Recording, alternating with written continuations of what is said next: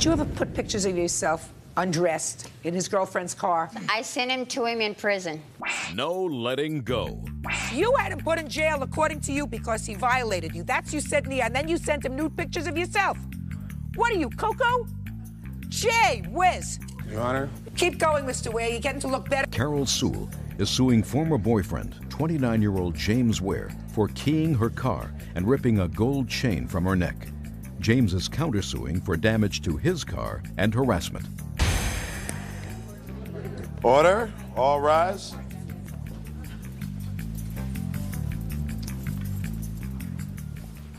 Yeah, this is case number 674 on the calendar in the matter of Sewell versus Ware. Parties have been sworn in, Judge. You may be seated. Folks, have seats, please. All right, Miss Sewell, you and the defendant had been involved in some sort of a relationship. He went to jail, according to your complaint. When he got out of jail, he keyed your car. Is that right? Yes, he did. Did you see him do it? I seen him do it the second time. The first time, my sister saw him do it. Step up here. What was he in jail for, by the way? What were you in jail for, sir? She sent me to jail for, well, it wasn't jail. I caught a parole violation. The way the parole system works is all she has to do is make a complaint, and they put me back in prison. How long were you on parole? I was on parole for 4 years. What were you originally incarcerated for? Involuntary manslaughter. And during that parole period, she called and registered a complaint about you. Yes. Was her complaint domestic violence? More or less. I have her charges here. Let me see. And when you went back to jail, how long did you serve, sir? She did it a couple times. The first time was 6 months, and the second time was 2 years.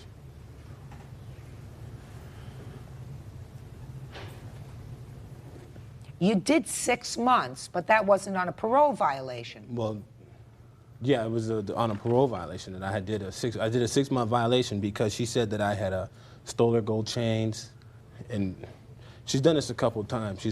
It's like a fatal attraction that she has for me. All right. Listen to me. Did you ever witness him keying her car? Yes, I did. The first What's scratch. your name? Sandra Masal. Miss Masal, when was that? It was the end of October. He came to my house on a Saturday. October of 98? 98. Came to my house about 8 o'clock on a Saturday morning, knocked on the door. I got up because she was asleep, and I asked who it is. He said, Jamie, and he looked in my window, the top of the door, and I said, just a minute. And I went and woke her up, and I said, Carol, Jamie's out there, and I told you I don't want him on my property anymore. So she gets up, she goes outside, stayed out there about 20 minutes. She came back in, and I was watching out my bedroom window, and he walked over to the car with his key and went right down the side of her car. Jamie, this lady is telling me the truth.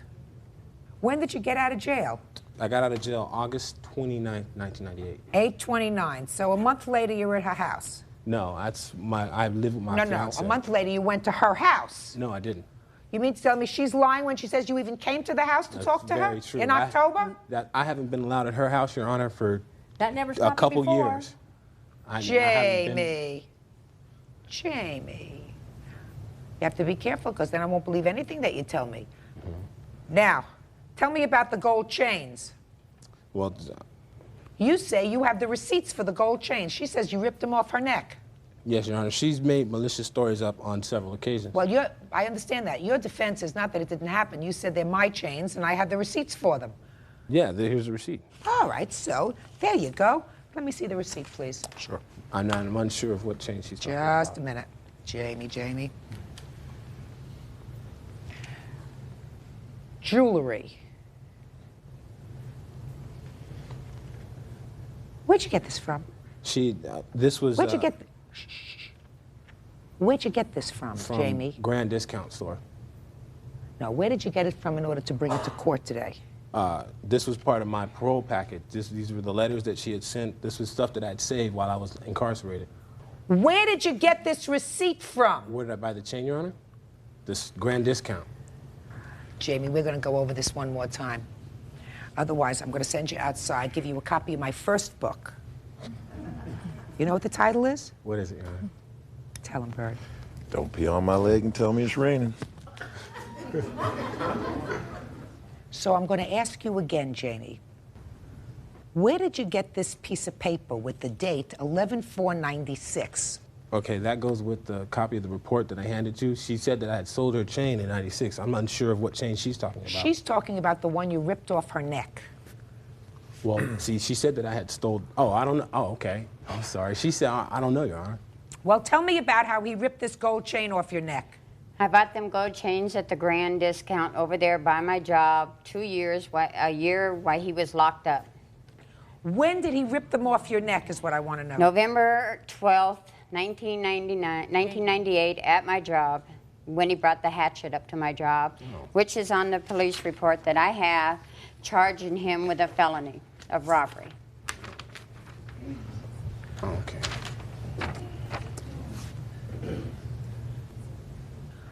That's what she says, sir. She said you came up to her job, you ripped the gold chains off her neck. Police report was filed on that date, November 12th, 1998. Are you telling me, Jamie, that you were never in her office? No, that's her birthday, Your Honor, my fiance. Happy birthday. Thank you. Are you telling me that you were not in her office on that day? Yes, Your Honor. That's what I'm saying. Is that what you're telling me? Yes, I was with my fiance on her birthday. I have a witness that he was with them that day, after he went to my job. Name. Donald Souders. I've just gotten off that work that day, Your Honor, and he stopped by. Well, actually, he called me first. Were you friends? Yeah, we were friends until, you know, some mishaps. But he called me. We were supposed to go to the gym that night. So, you know. On November 12th? Yes, Your Honor. Well, it was his girlfriend's birthday. How come he wasn't with her? I don't know. He was with us. He was with me, my cousin, and my brother. Yeah, go ahead. As we were getting ready to leave, we've gotten a page with a 911 saying the police were looking for him. So we didn't know nothing, you know, about it till when we got home. And that's when he handed us the chain and said, give him back to Carol. We asked him why. He said because he went down there to get his pager, and she wouldn't give it. He took a hatchet, was going to smash in her car if he didn't give the pager back. Then he snatched the chain. I told him he should have went about it a legal way to get that pager back. And he said it was too late and to give the chains back, and he left. And what did you do with the chains? I tried to call Carol up and see if she wanted them back because I didn't really want to get involved, but she was upset. Where are the chains now? She has them in her car. Well, why didn't you bring them in so I could see them? They're in the car. I forgot to bring them. All right. I got the halves in the car. Show me the bill for the paint job on your car where he keyed it. Your Honor? What? I was in Oregon on November 12th with my fiance. So you mean he's lying and she's lying? They're lying completely. I wasn't even in California on the 12th. That was her birthday, Your Honor. Show me. I Show was me. completely unprepared for that. You mean to tell me the police never tried to contact you? They never Jamie, listen to me carefully, sir. Are you telling me that the police officer in this case never tried to contact you or never contacted you with regard to this complaint? Is that what you're telling me? Your Honor, I cannot recall. I do recall, however. No, don't tell me that you were in Oregon. Honestly, Your Honor, I don't recall. Well, you better recall, sir. I'm going to tell you why. Because if I were facing 25 years to life as a predicate felon, I would be very well aware of the fact that the police department contacted me on another violation. So I want you to think about it. I would be more aware of that than I would be whether or not I spent my girlfriend's birthday with her. Judge Judy continues in a moment. There's something wrong with you. No. You had him put in jail because he raped you and violated you. Then you sent him nude pictures of yourself. What are you, Coco? Real cases, real people. Judge Judy. Carol Sewell claims former boyfriend James Ware keyed her car and stole her gold chains. James says he paid for the chains and is countersuing for damage to his car and harassment. Mr. Ware, on your best day, you're not as smart as I am on my worst day. Do you understand? I understand that. Okay. Do you have an estimate on keying the car? I have the estimates, the picture Let me see it. to my car, the IOUs, the canceled checks he owes me for.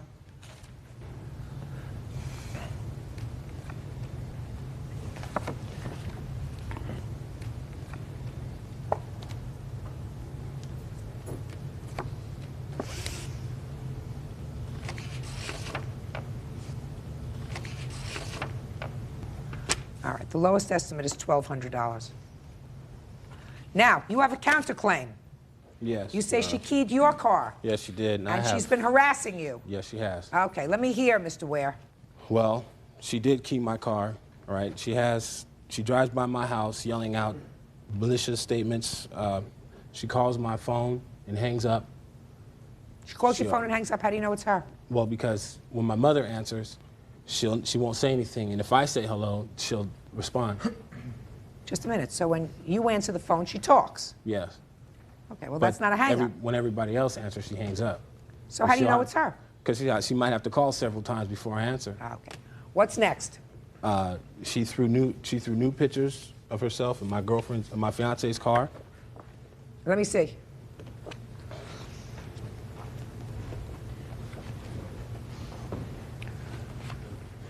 I have a witness to the keying of my car. Listen to me. Shh. Did you ever put pictures of yourself undressed in his girlfriend's car? No, I didn't. Well, how did he get these pictures? I was out in front of his house talking to his girlfriend. Yeah? He took the picture of me sitting in the car, and then he took, that's not his car, that's his father's car, by the way. Do me a favor. Sure. Show her these pictures. Well, them pictures? Hey! Oh, Order. these pictures, I sent him to him in prison.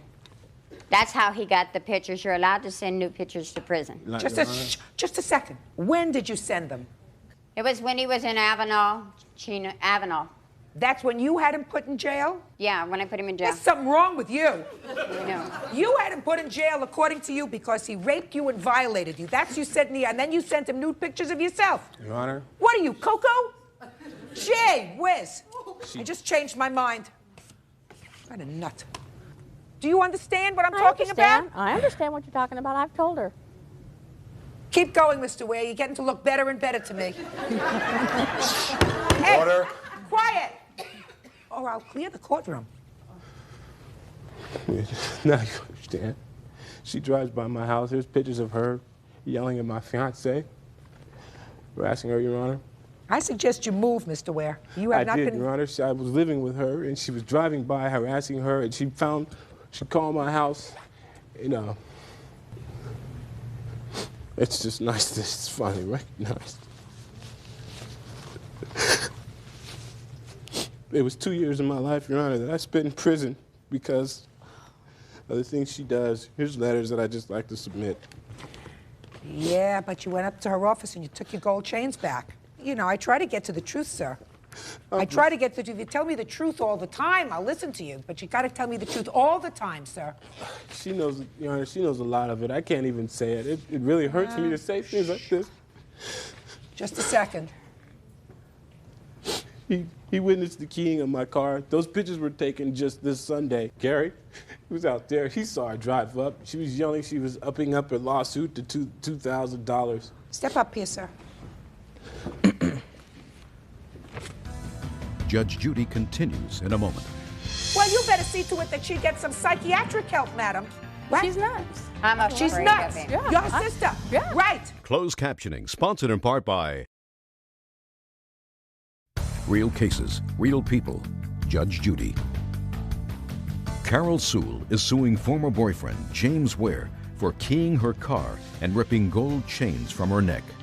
When did you observe her driving by his house? Sunday just passed, Your Honor. Did you drive by his house this last Sunday? Yes, I did. For what? Well, last week he came up to me and he called me and he wanted money. So to feed his dogs, I wrote him a check because I didn't have the cash on him. Then he brought his father up to my job and said that I didn't have no money, so I told him to return me the check then. But I had money. Did you take a check from her? No. What is she talking about? I don't even know, Your Honor. She sat out front of my mother's house. One time I had got out of prison for 3 days waiting for me to show up. She's witness to that. She followed me to my job, stopped me. I lost my job, a letter of termination, because she was yelling, cricking, screaming, yelling, how could I cheat on you at my job? It wasn't the best job, Your Honor. I'm not proud to say I was making pornos.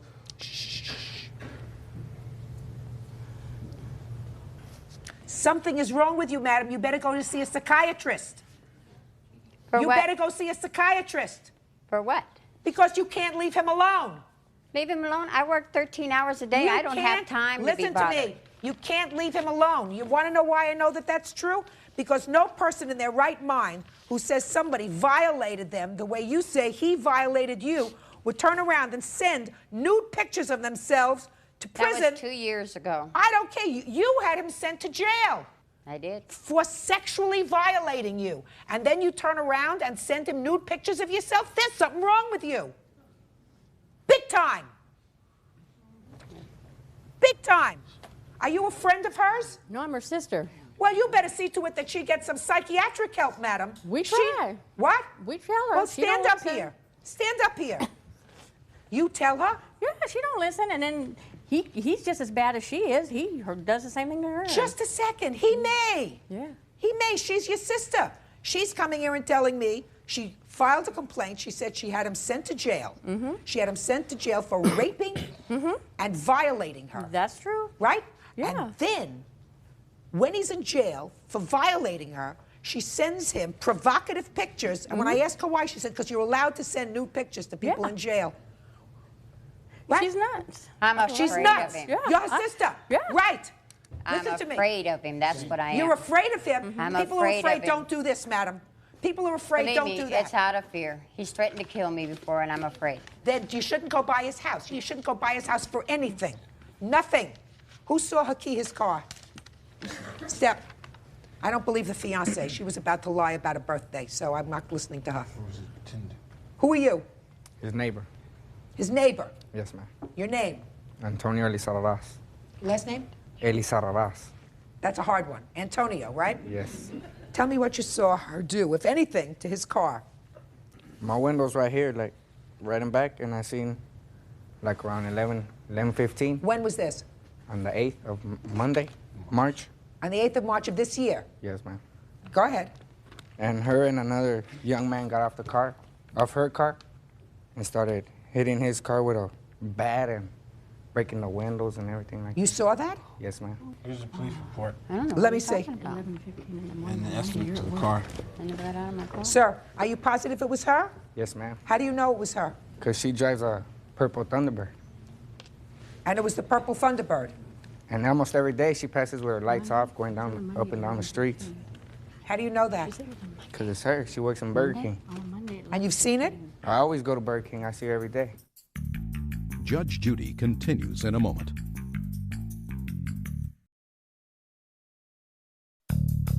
Want justice? Call 1-888-800-JUDY. On the internet, judgejudy.com. Mr. Ware, listen to me, sir. You've convinced me. Okay. How's that? Thank you, ma'am. Thank you, Your Honor. How are you related to her? I'm her nephew. Well, you better all work on her to get some help. We try, Your Honor. Has she ever been psychiatrically hospitalized? Nope. Well, she's going to find herself in a very, very difficult situation because this man is going to be tested. You know, I'm not saying he did everything right. I believe that he probably did a key on her car because I believe you that he keyed her car. I believe that you keyed her car, sir. Trust me.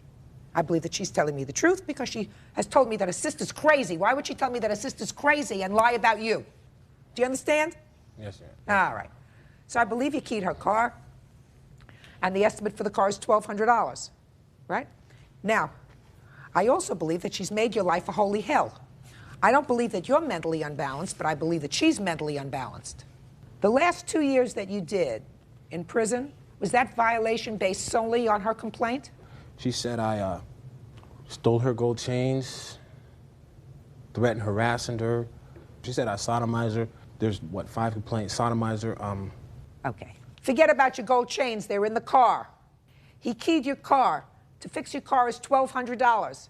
He says you've been harassing him, keying his car, and torturing him. I believe him. He's suing you for $5,000. I'm giving him $5,000. That means you get nothing, and he gets $3,800. Judgment for the defendant. Parties are excused. You may step out. Judge Judy continues in a moment. And on the next Judge Judy. I'm just happy that finally a judge recognizes that she's lying. I don't really care. I'm done with him, period. Trust no one. Trust no one. Trust no one. Be very careful the people you choose to have in your life.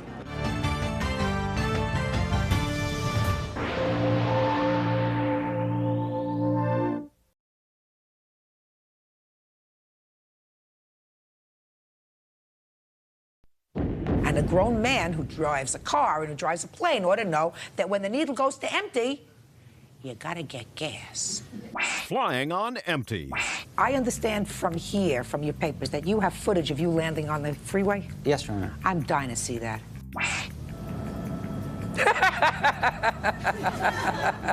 Faye, step forward, please. 28-year-old student pilot Elliot Moriarty claims flight instructor Laszlo Peterfey is responsible for his plane running out of gas, forcing him to land on a California freeway. Elliot says he now suffers from fear of flying. Order. All rise.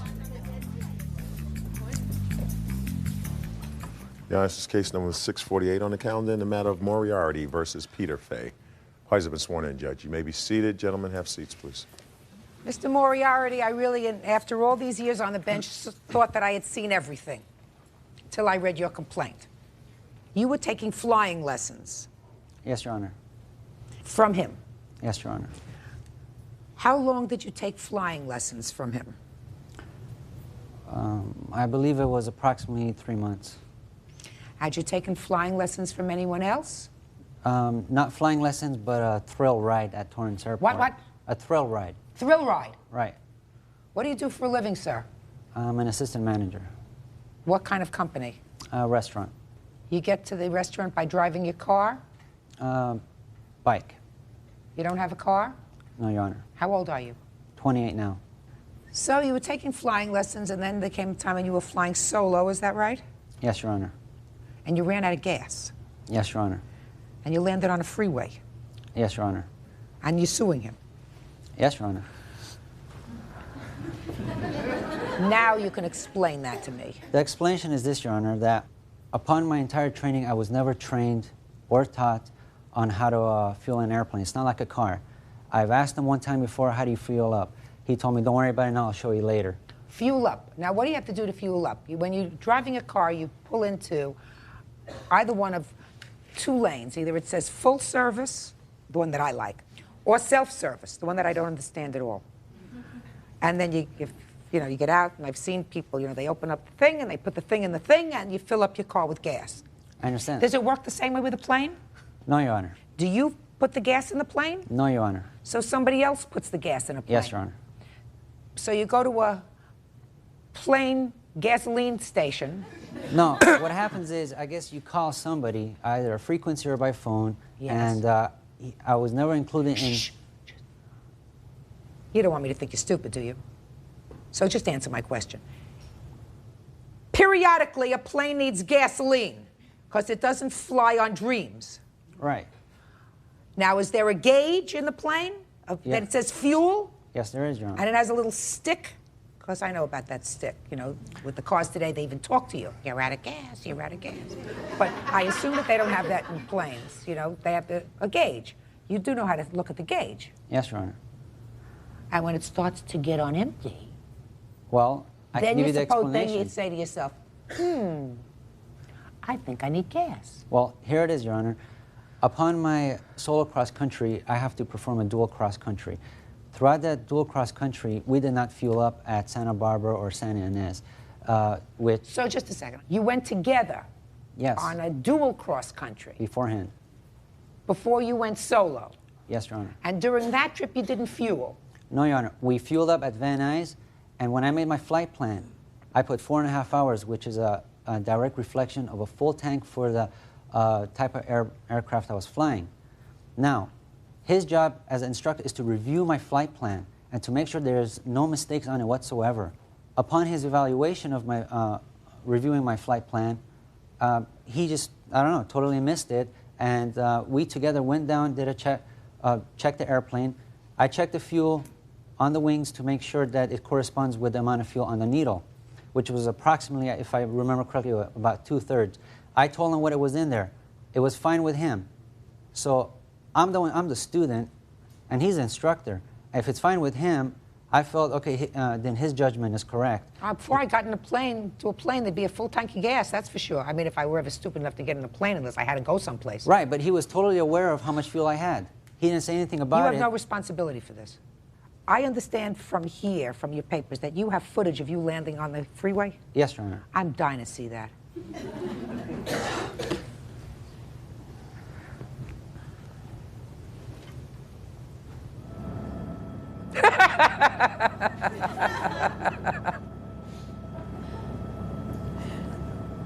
Very lucky, Your Honor. Look at that plane. Looks like something you put together with those little sticks. You know? One fits in, you know what I'm talking about, Bert? Remember those things we used to have as kids? With balsam wood? That's right. Right? Flat thing, and you put one in the other, and you rubber band, and you Glider, go? little glider. Wouldn't trust my life to one of those things. Your Honor? What? Okay, well, first of all, see, all this started over him refusing to pay me my unused fee. After the incident, I basically induced naturally this fear of flying. I discontinued it. So is this what it's about? You discontinued your flying, and you want your money back for what you didn't use? Let me clarify that really good. Okay, when I discontinued, I wanted the remainder of my unused fees. Right. Now, he sent me a check the first time for $90. How much do you think it is?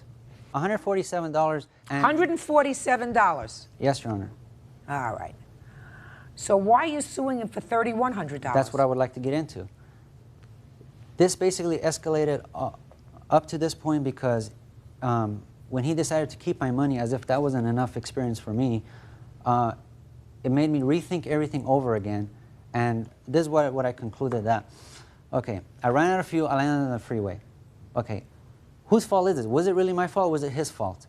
When I rethought everything over, throughout my training, I've been given inadequate training and lack of supervision. His lack of supervision is not reviewing my flight plan correctly as he is responsible to do so by the federal aviation regulations. And in one of his letters, he stated to me, without dispute, he will refund my money back. As of to date, he has not. Refund how much money? The $147. Fine, I have no problem with giving you back your $147. I have a problem with $3,100.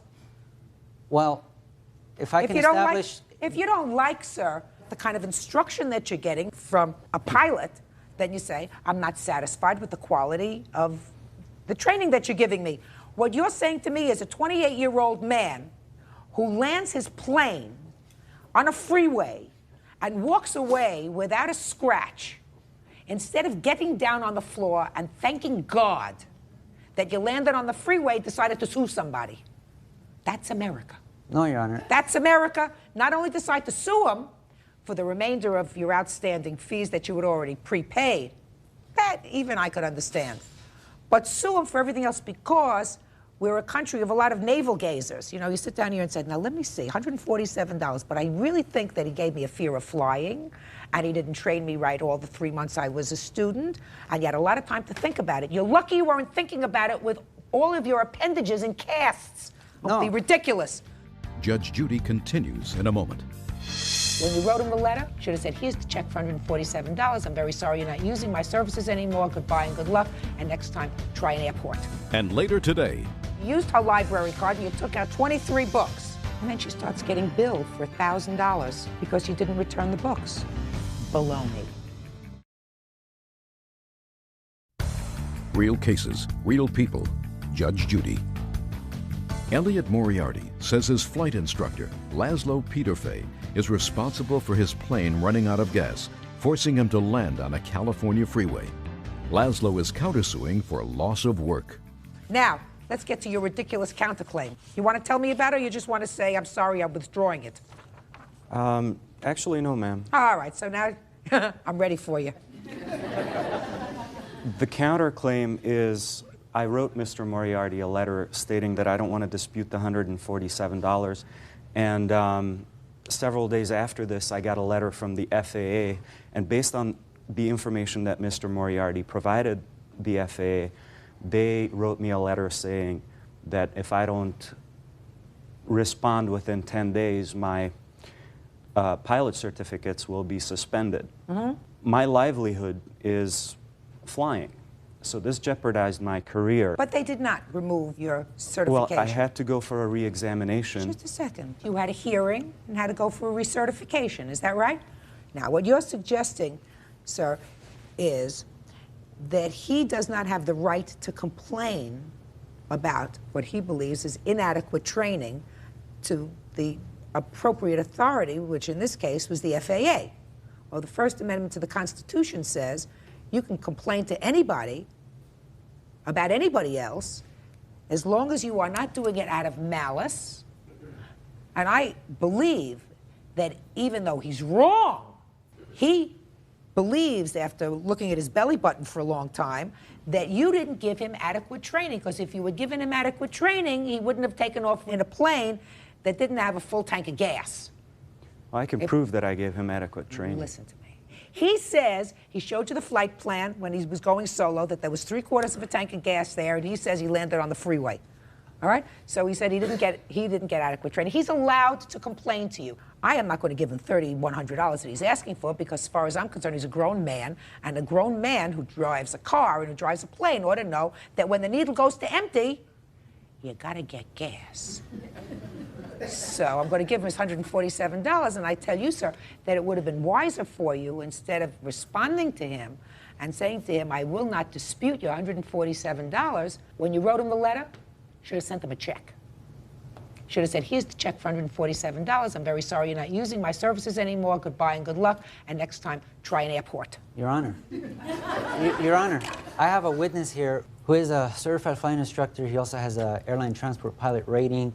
He has come to me on his own because he evaluated me, and he would like to provide some expert testimony on about my training. what? About my inadequate training and lack of supervision I was provided. Listen to me.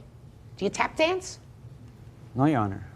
If you take tap dancing lessons and you don't like the instructor, then you don't use the instructor, you go someplace else.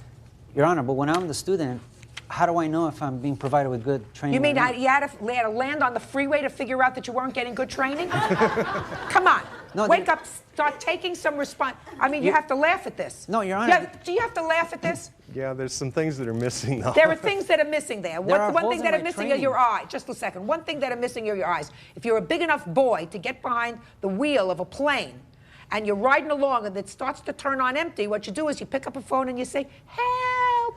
You know, you don't fly until you fly all the way on empty. You know, how many of us have driven with our husbands and we say, it's on empty?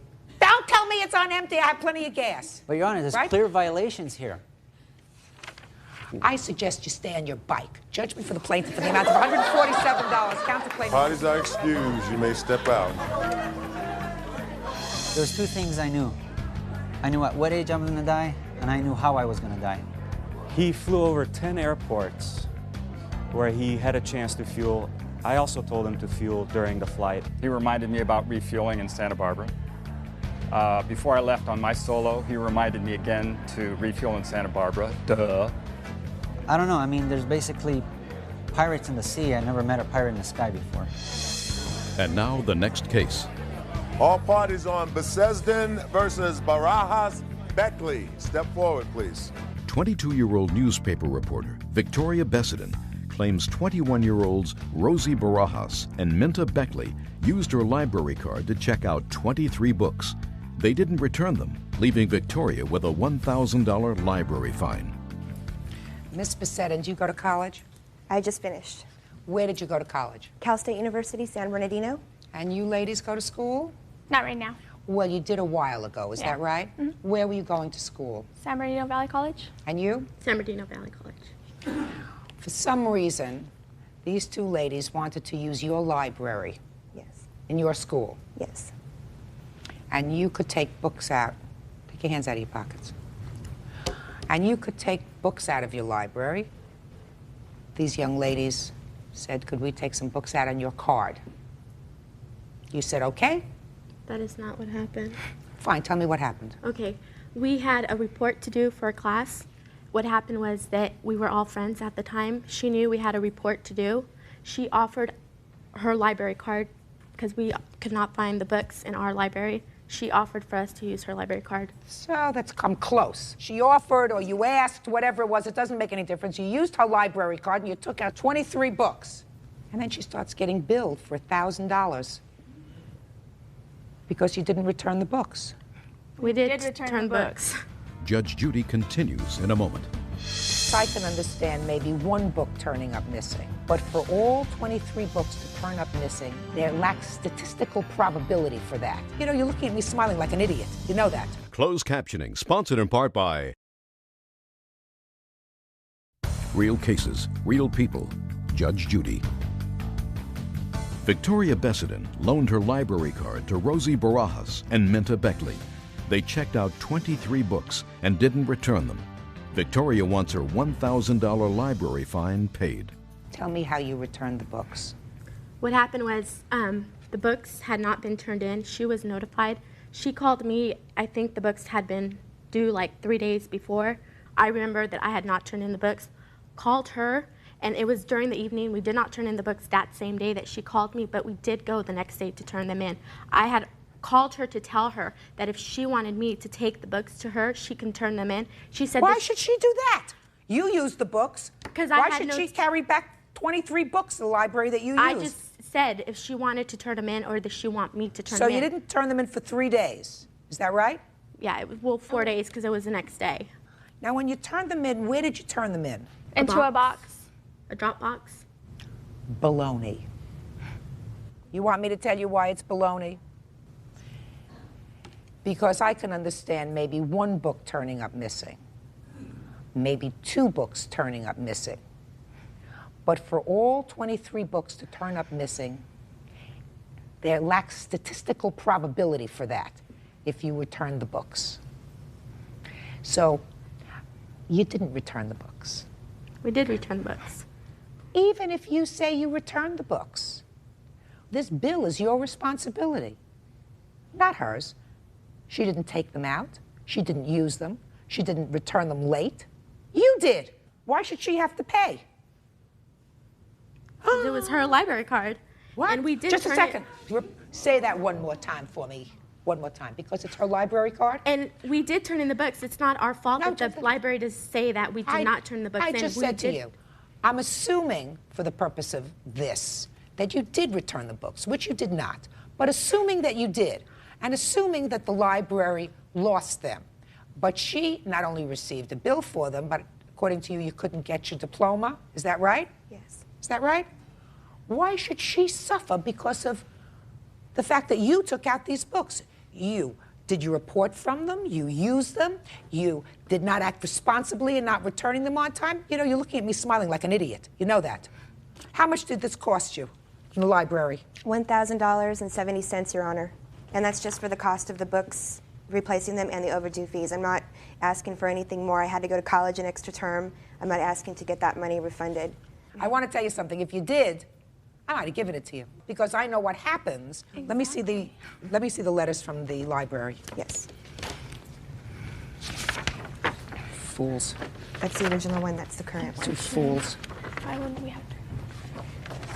The pink one, Your Honor, is the current list that shows that the books have still not been found as of almost 2 years ago. Did you ever get your diploma? No, ma'am. And I'm trying to apply to my master's program at Cal State Fullerton, and I can't Is the reason that you can't get your degree because of the outstanding books? Yes. Judge Judy continues in a moment.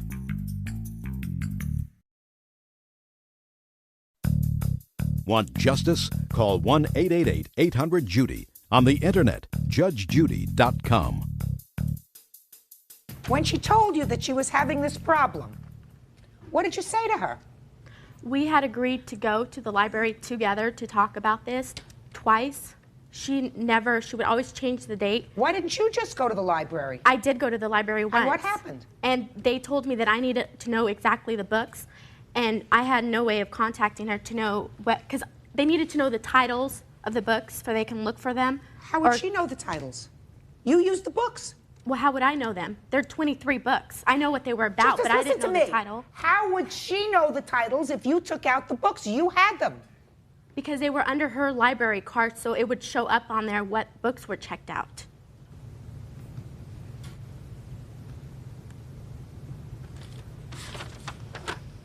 You have to be a little more diligent, madam.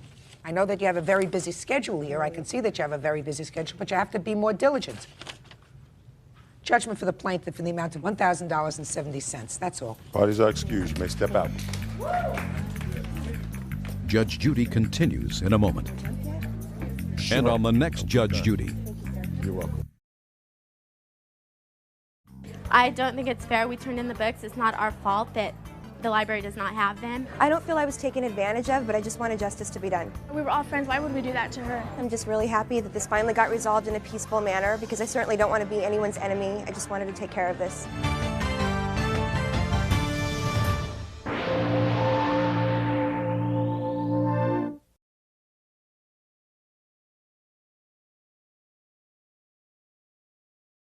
You went into the bedroom to lie down on the bed next to him. Yes. He got up and he walked out. Right. And then it happened. I took out a butter knife and he lunged after me and he knocked me down. He took his hand and he whammed me like this. He had me on the floor. He hit me again. He took his right arm and he put me in a chokehold. Is suing her former fiancé, 42-year-old shoe salesman Eugene Zaris, for half the cost of their canceled wedding and for assault and false arrest. He says Tracy came at him with a knife. Order, all rise.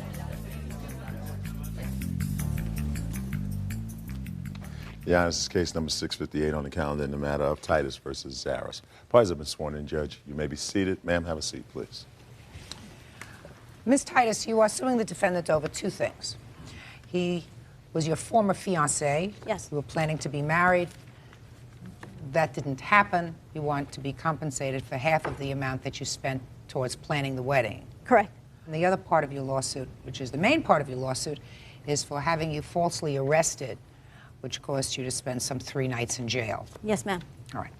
Let's start with the wedding first, because I think that that's probably the easiest part of the lawsuit. How long were you planning this wedding? I started planning the wedding in April of 1998, and I canceled the wedding right after the incident in October of 1998. And that was your arrangement, that you were going to be married, and you understood that these wedding plans were going forward? Yes, they were. Okay. How much did you spend towards the wedding? I spent $368.05 for the ring. I spent $49.80 for the shoes, $535.98 for the dress. Okay. Do you want to keep this ring? Sure, I'll keep it. Okay, so let's take off the ring. Okay, would you add that up, divide it in half, please? And $250 for the church non-refundable deposit. There's also an additional $130 for marriage counseling that I paid for. $482.50. $482.50, a half of your out-of-pocket expenses for the wedding. Is that right? Yes, ma'am. Okay. You have a problem with that, sir? Well, no. Okay. Now let's get to this false arrest. How did that come about? We had gone to an appointment that morning on Monday, October 19th, 1998. We had got into an argument after that. He wanted to talk about it. I said, no, I don't want to talk about it. I just want to go home. We got into the car. He grabbed my keys and took my keys away from me and said, we are going to talk about it. And he hit me. I said, no, we are not. Where did he hit That's you? incorrect. Shh, shh. Where did he hit you? He hit me in the chest. Madam, you didn't say that in your answer. That would have been a very important thing for you to say. Don't make things up as you go along. Let's go. Let's finish it. He would not get out of the car. I did not want him going with me. He refused to get out of the car. I drove home. I dropped him off outside, and then I left. And I returned home approximately between 5:30 and 6 o'clock. When I came in, I took his key ring, and I took what I thought was my car key off of his key ring. And I put his key ring back down where it was. I went into the bedroom. He was laying down. I decided I was going to lay down. He got up and he left, and when he did, I locked the bedroom door. And then later in the evening, I realized that I had taken his key off the key ring instead of my own. A little while later, he had gone into the bathroom. So I went, I got his key ring to take my key off of his key ring. I set his key on the kitchen counter, which he saw. I went to the drawer. I took out a butter knife, which is this, and I put the butter knife in my hand to pry the key ring apart. And I had it like this. This is what I was doing. He said, give me back my key ring. I said, I will in just a minute. I'm just taking my key off your key ring. I walked into the bedroom. I asked him to get the stuff that he needed for work the next day and take it out of the bedroom because I'd prefer that he not be in there. And he started to do that, and then he got mad, and he lunged after me, and I ran into the bathroom, and I locked the door. I was sitting on the floor up against the bathroom door. He was pushing it, and I got it pushed, and I locked it. Where are his car keys at this point? They were in my hand. So you still had his car keys? Right. I was still trying to get the key off the key ring. And he threatened to kick the bathroom door in. Because you had his keys? Because I Had his keys. had his key ring, but I actually did not have his car keys. I came out of the bathroom. I had his car keys, and I had my key and the knife exactly like this in my hand, and I was just holding them. He grabbed his keys. He knocked me down. He took his hand and he whammed me like this. He knocked me into the closet door, knocking the closet door off the track. He grabbed the knife out of my hand this way, and he threw it across the room to the other side of the bedroom over by the window. And he screamed at me, don't you ever threaten me with a knife. He then took his arm like this. He had me on the floor, and he pushed on me like this on my throat, choking me. I wiggled around. I tried to get him off. I pushed him off. He backed up. I got up. I jumped across the bed, picked up the phone. I said, you're going to jail. Nobody's hitting me. I called 911. I was talking to the dispatcher. He kept coming at me. I kept telling him to stay away from me, get away from me. I started to walk out of the bedroom. He went over to my drawer where he knew I kept my money, and he was going to take my money, only it wasn't there anymore. I had already taken it out earlier in the day. So then he starts to get my son's money, and I told him that was a pretty low thing to do. I walked out of the bedroom door. I was going to go out the front door, and he ran from the bedroom to the living room next to the front door where I was standing. When I saw him running at me, I ducked like that, and I leaned across the sofa. He came up on top of me. He pulled me up. He hit me again. He took his right arm, and he put me in a chokehold like this. He flipped me over, slammed my head onto the floor, and was hitting me. I started kicking my feet to try and get him to loosen the grip around my neck because I could not breathe at all. He got up finally, and he backed away, and then he came at me again, and I kicked my foot in that direction to keep him from charging me again. He backed up. I ran out the front door. I still had my car key in my hand. I went, I got in my car, I locked the doors, and he started bringing stuff out of the apartment and putting it in his truck like he was going to leave, so I pulled my car behind his truck so that he could not leave before the police got there. Judge Judy will continue in a moment. She did. She hit me, picked up a shoe, and she hit me in the back of the head with a shoe. That's where the confrontation took place, in the living room. She's violent. And later today. What were you arrested for? Trafficking, cocaine, they stopped us and found them. Oy.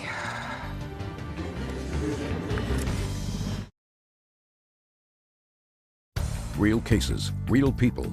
Judge Judy. Tracy Titus is suing former fiancé Eugene Zaris for half the cost of their canceled wedding and for assault. He says Tracy threatened him with a knife. Let's hear your side of the story. Okay, thank you. Well, first of all, I'd kind of like to talk a little bit about the appointment. She was there to see her therapist that she's had for over 8 years. And I was invited to come into the session with her and to talk to her about her drinking and her suicide attempts. And in the conversation, she shut down, wouldn't talk to me at all. Her therapist wanted her to attend some Alcoholics Anonymous classes because she would get angry and she would get in the car, she would take off, she'd drive at high speeds, reckless speeds, and would get drunk. And then call me on the phone and tell me on her cell phone that she was going to commit suicide. She Okay, said, so that's why you were there at the therapist. Right. So what happened was she got angry. She got very upset about this. She turned on me in the car and hit me, grabbing for the keys, calling me every name in the book. Now, I knew that she was going to have a tendency to drive reckless. So I held on to the keys and I told her, you need to calm down. We need to talk about this. She did not want to do that. She yelled and screamed and hit me. I got out of the car. I walked down to the corner with the keys in my hand to try to take a break from this and hope that she would calm down and think about it. When I came back to the car, she was not going to cooperate. I had no money. I had no way else to get home. So I took a chance. She started the car up. She took off. She was driving 100 miles an hour down the freeway. I told her that if she does not calm down, if she does not slow down, I will call the police. She wouldn't even slow down until I started dialing a number and waiting for the 911 to come on board. Anyway, I was so happy just to get home in one piece. I was scared to death. When I got into the house, she split. And I did wake up to find out that I did not have the keys to my vehicle. She had them. She had mistaken her key for my key. So she did have that. And when I tried to help her get the keys off the thing, when she had the knife, she did run into the bathroom. She did close herself in the bathroom, and I wanted her to give me my key. And I didn't know it was on the counter. When I was in the drawer, and I knew that if I opened the drawer where she had kept the money, she would come out. So that was my way to get her out. And then the scuffle occurred. She came with me. She had the knife. I flipped her around. I took her down. I restrained her. That's what happened. The police came. I have the police report right here. This explains what happened that night. She was in the hospital, and then her friends called me to tell me not to press charges. Okay, you dropped the charges, whatever. I did drop the charge. I did not pursue it because I know that she needs to get some help. Okay, let me just read what the police officer says in his narrative.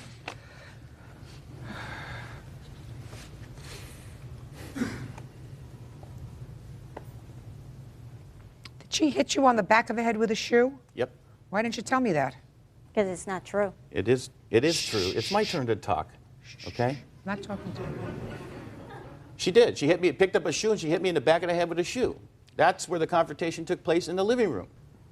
She's violent. Shh. I'm going to deal with your part of the claim right now that deals with false arrest. In your complaint, you are suing him for false arrest. And I'm referring specifically to one line in the police report. The officer reports as follows, and they refer in the report to the defendant, Mr. Zaras, as the victim. That's him. Did not want Titus arrested. That's what the officer says in his report. He said, Zaras, he said that there have never been any incidents of domestic violence while they lived together. Okay? So he did not cause you to be arrested, madam. He did not cause you to be arrested. The two officers at the scene made a judgment that they were required under the current laws in this jurisdiction to effectuate an arrest. I realize that it was the officers that made the decision, but it was based on his statement. I don't find anything in the narrative that he gave to the police officers, madam, inconsistent with what probably happened that day. So your lawsuit with regard to a false arrest is dismissed. I'm giving you one half of the expenses for the wedding, $482 judgment for the plaintiff, that's all. Parties are excused. You may step out. He wouldn't know the truth if I bit him in the butt. He's a car salesman, he always will be, and he knows nothing about the truth. He is a liar. I think that she needs to get some help. And I don't think it's fair to incarcerate somebody for that incident when I think that therapy is probably a better solution. They took me to jail. They took me to the city jail, then they took me to the county jail. I was strip searched. I was searched in places that I didn't even know you could hide anything. And now the next case. All parties on Peterson versus White. Step forward, please. 17-year-old secretary Jessica Peterson is suing her boyfriend's ex, 24-year-old bank teller Keisha White, for keeping her possessions after she was released from prison. All right, Miss Peterson, let me understand this lawsuit, which is kind of strange. You and your boyfriend were arrested for trafficking in narcotics, is that right? Yes, ma'am. Your boyfriend's still in jail? Yes, ma'am. The defendant used to be the girlfriend of your boyfriend? Yes, Your Honor. And you have 2 children with him? Yes, Your Honor. Never married to him? No. You claim that when the boyfriend and you were incarcerated, she went and took the property from the house that you were sharing with the boyfriend. Yes, ma'am. What were you arrested for? Trafficking cocaine. They stopped us and found us. How much? About 3 ounces. Did he go to trial yet in his case? Mm-mm. He's in jail right now. He's got 5 years sentenced for another charge, and he goes to court in April for that, for the trafficking cocaine. And your trial is not pending? No, I've already pled guilty. It's over. Oy. Judge Judy will continue in a moment. We're going to get her a copy of my second book. Beauty Fades, Dumb as Forever. Closed captioning sponsored in part by Real Cases, Real People, Judge Judy. Jessica Peterson is suing her boyfriend's ex, Keisha White, for keeping her things after she was released from prison. What stuff do you claim she has that belongs to you? Okay, all of it is both of ours. We got it together within our relationship. A TV, a VCR, the 2 gold chains that she has are his, and then a face to the CD player of a car. Miss Peterson, how long were you with this character? A year and a half, as of today. And were you working during that time? No, ma'am. Well, if you weren't working during that time, then you had absolutely no way of putting together any money to buy this stuff, right? Yeah. Right. So that I don't see how you can claim that any of this stuff was yours. But we did buy it. I mean, I still had money even though I wasn't working. You have a trust fund? No. I just had money.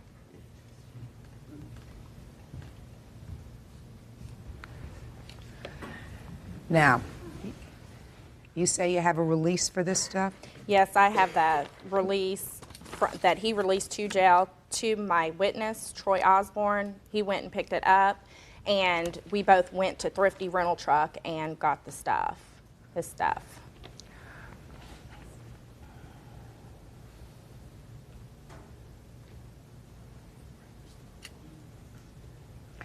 Brangantano. Are you Troy? Yes, ma'am. Stand up here, please. This is the most inartfully written thing that I ever saw. Miss Peterson. Yes, ma'am. Let's understand this so that we're perfectly clear.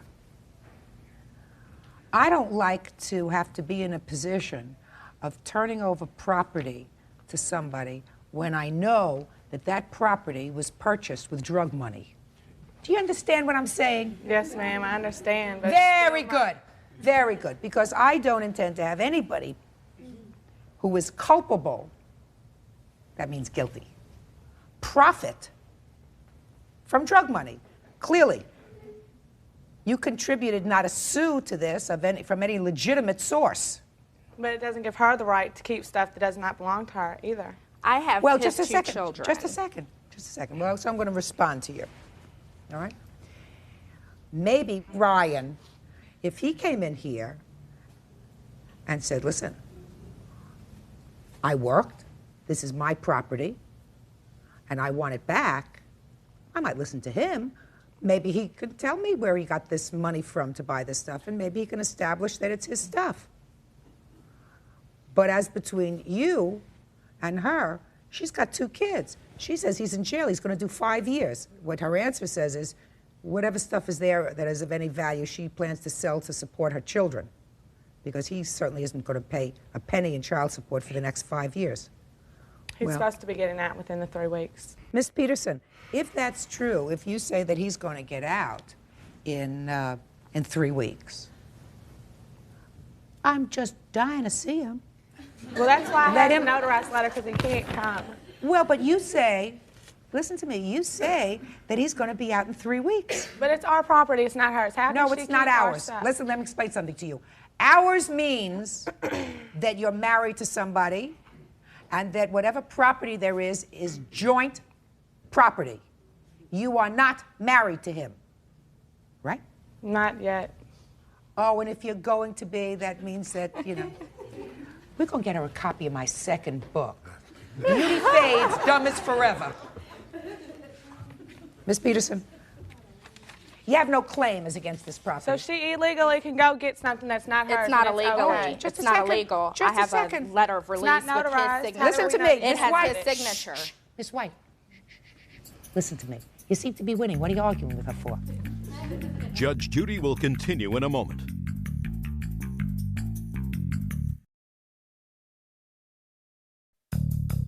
Want justice? Call 1-888-800-JUDY. On the internet, judgejudy.com. Okay, from a legal perspective, I'm not satisfied that this property is yours. It may be Brian's. You say he's going to be out in 3 weeks. She says 5 years. Well, I know where I'm going to be in 3 weeks. I'm not exactly sure where I'm going to be in 5 years. But if Brian wants his property and he can establish to me that it's his property and it was gained from some lawful enterprise, I'd be more than happy to entertain his claim. That's one. So your lawsuit has to be dismissed. And if there's any property left once Brian gets out of jail, I'd certainly be delighted. And I look forward to seeing him. Your lawsuit's dismissed, that's all. Bobby's excused. You may step out. Judge Judy will continue in a moment. And on the next Judge Judy. Well, the stuff is not hers. I mean, it's simple as that. I haven't received a dime of child support since April 3rd, 1998. The stuff is for my children. It was bought with drug money. She doesn't deserve to have any of it. I'll get my stuff back.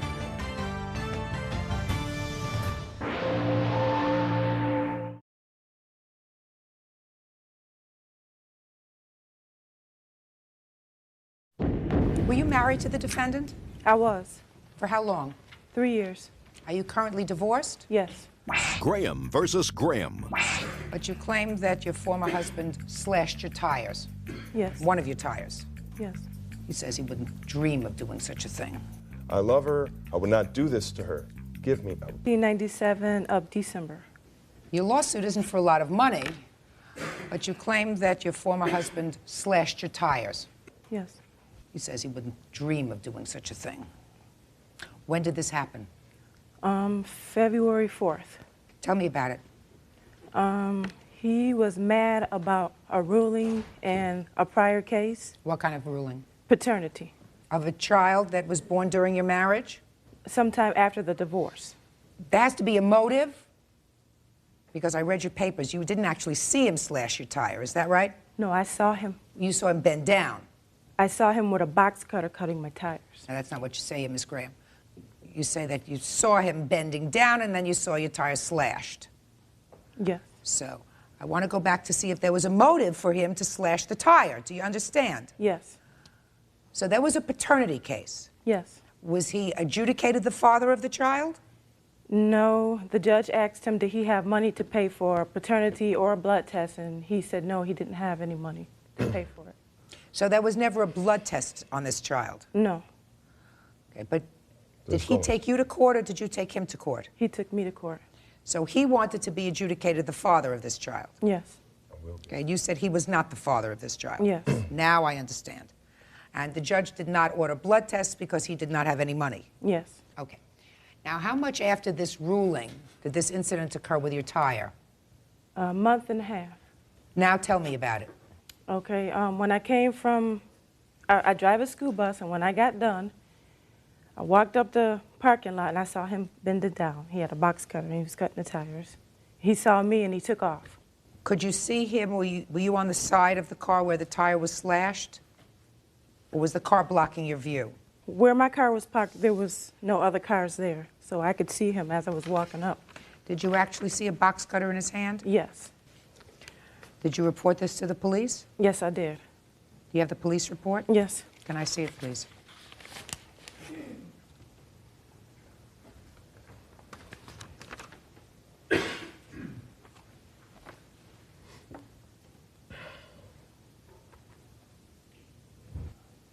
Miss Graham, you have an order of protection against him? Mm-hmm. Yes, I do. When was that issued? In December. Of '98? Yes. And what was the basis for that order of protection? He was stalking me. May I say something? Yes.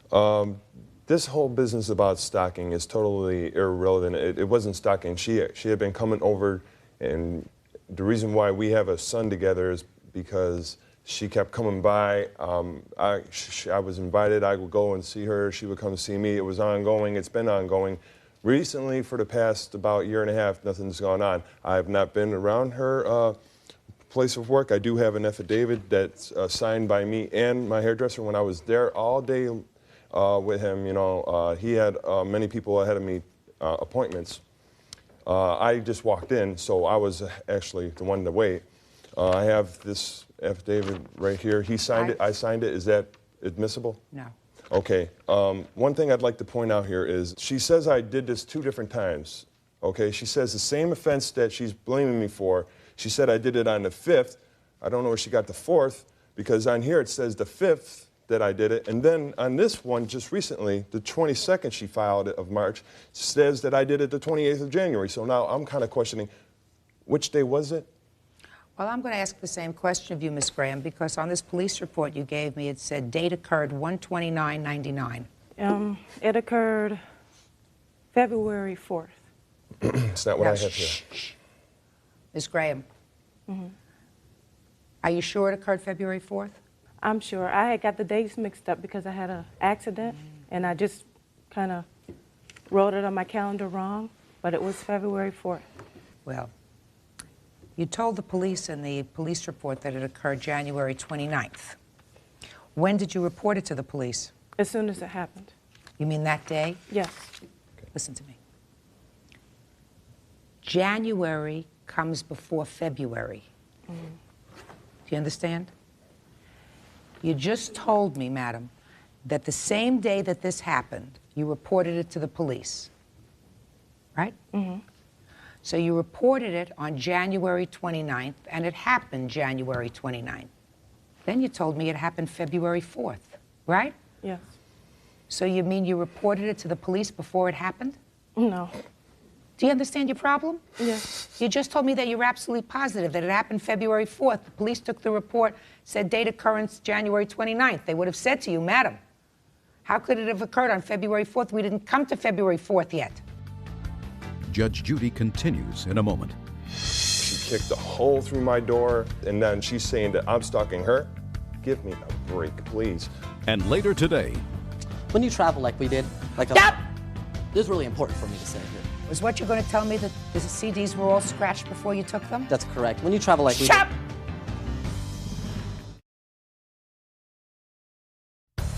real cases, real people. Judge Judy.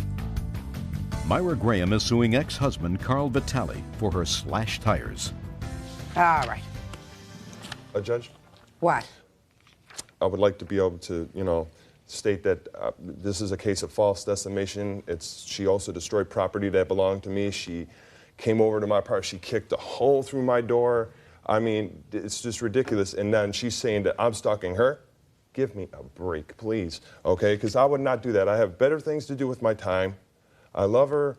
We have a son together. I wouldn't do nothing to her car because I want my son to have proper transportation. I would not do this to her. Mr. Vitale, let me suggest this to you, sir. Ms. Graham says that you are not the father of this child. You seem to be convinced that you are the father of this child. I can understand why you would be angry with her if she, in fact, denied that you were the father of a child that was conceived during the time you were married. Now, that doesn't mean she can prove to me that you slashed her tire, because she's given to me conflicting testimony. She swore she's absolutely positive that this incident occurred on February 4th. Yet she went to the police on January 29th and told them about it. Yeah. So that's impossible. Case dismissed. Parties are excused. You may step out. Out the back door to your right. Thank you, Your Honor. He keeps harassing and stalking me and saying we're still married by God's law, and he doesn't want to let it go. She knows it's our son. She isn't with nobody before or after but me. Whether we're going to be together, her and I, in the end, only God knows that. And he's in control. And now the next case. All parties on Falon versus Sherman. Step forward, please. 21-year-old sales clerk Cassandra Falon claims former boyfriend, 24-year-old store supervisor Dean Sherman, borrowed and ruined her CDs. Dean is countersuing for the cost of their weekend getaways. What kind of business were the two of you involved in? Traveling sales. And you traveled together? With a company, yes. And you were also involved in a relationship with the defendant, Yes, is that right? According to you, you made a series of loans to him on your credit card. Is that right? And in addition, he borrowed some CDs from you and He didn't borrow them, he took them. Took yes. them and returned them scratched. Yes. All right, let's take the CDs first. Okay.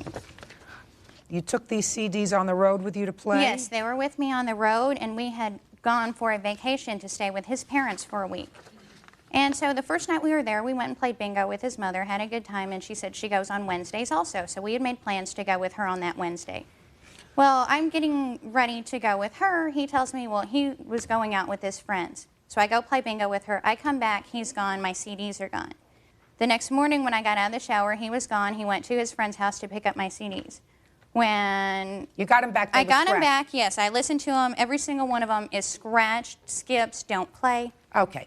So what did you do after that? Well, I told him, I said, every single one of these is scratched. I pulled them all out and looked at him, and he said, I said, what happened? At first, he wouldn't tell me. He said, I'll replace them. When finally, every time I asked him, he wouldn't tell me. And finally, he said, well, we were drinking in a field, and they all ended up all over the ground. Does that sound right? No, that doesn't sound correct. When you travel like much as this is really important, Judge Judy. This is really important for me. Just a second. Okay. Did you take her CDs when you were going out that evening? I sure did. And you went out with your friends? That's correct. You were partying, having some drinks? That's correct, too. Did you say to her, the CDs ended up on the ground? I did not say they ended up on the ground. Did they end up on the ground? They did not end up on the ground. That's a lie. Shh. Where did they end up? They ended up in a car. They were just in a car with the rest of us. And when you travel like we did, like this is really important for me to say here. You took the CDs and you would listen to these CDs before, is that right? And there was nothing wrong with the CDs, is that right? Yes, ma'am. That's not right. Now, is what you're going to tell me that the CDs were all scratched before you took them? That's correct. When you travel like we did. This is really important for me, Judge Judy. I want to really explain. She lent a lot of her CDs out to a lot of different people all the time. I want you to be quiet. Okay. I don't care whether she lent it out to half the civilized world. Okay. The point is, you wouldn't have borrowed these CDs, Mr. Sherman, if they were all scratched and skipped. So the day you borrowed them, they were okay. The day you returned them, they were not okay. No, that's not true. Did you have a conversation with her after she listened to the CDs and said to you, they're all scratched and skipped? Do you remember that conversation? Well, that's kind of ludicrous because basically she didn't have a CD player with her at the time, so I don't see how she could have. And her CD player was also broken at the time. Go ahead. Actually, at the time, we were using his CD player, and I did have a CD player at the time. I didn't have a CD player at the time. You're right. Mr. Sherman, so if you didn't have a CD player and she didn't have a CD player, is that what you're telling me? That's correct. How'd you play the CDs? We had it out back on the road because we didn't have it. How did you play the CDs? I didn't take my CD player out with me. I did not take it with me. So let me ask you a question. Did you borrow the CDs that night to look at them?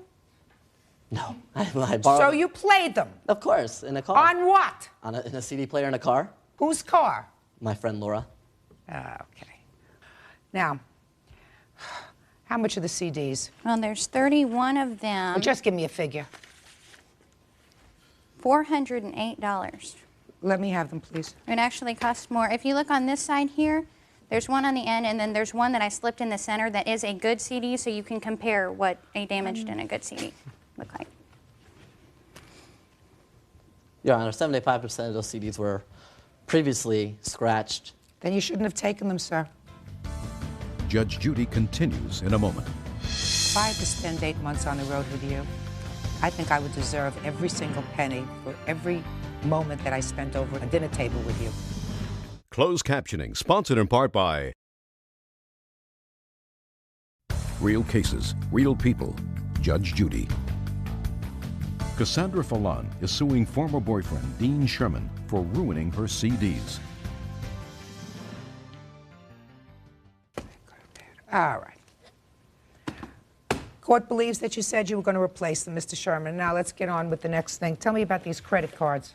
Credit cards, we had gone because he needed a pair of pants. So we went to go buy one, and they said if you fill out an application, then you'll get 10% off. So I said, okay. I did it. I was approved. And so he went nuts just picking out things. I said, well, we're only going to get the pants that you came for. And he said, well, I have a good job now. I'm going to pay for these. Let's get all this stuff. So I went ahead and in the end and agreed to it.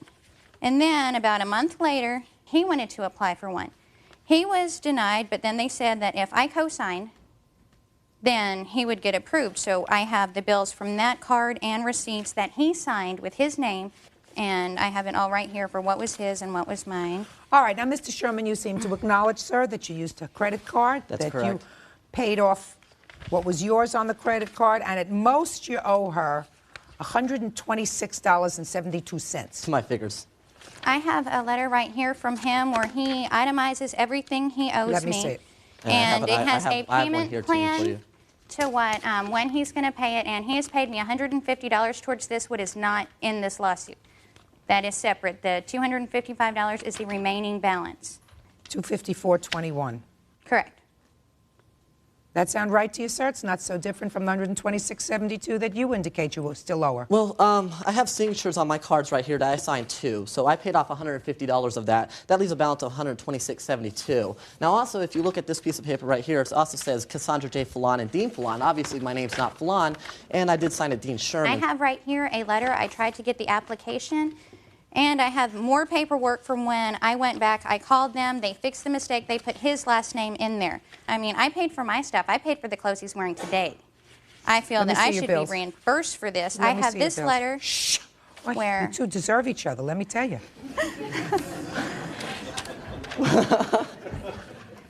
All the time when we used to travel, this lady did absolutely nothing. Nothing. She's really, basically, she's lazy. She's really went out and spent loads of money on credit cards, and I supported her. I supported her for 6 months out on. Aren't you a nice fellow? What? Aren't you a nice fellow? Yeah, I know. I'm a really nice guy. All right. Like even say.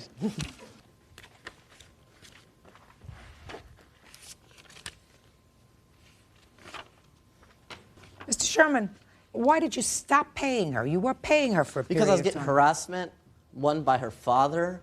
I mean, to give you a rough description, I was dropped down in the middle of Houston with $25 in my pocket and told bluntly, find your own way home.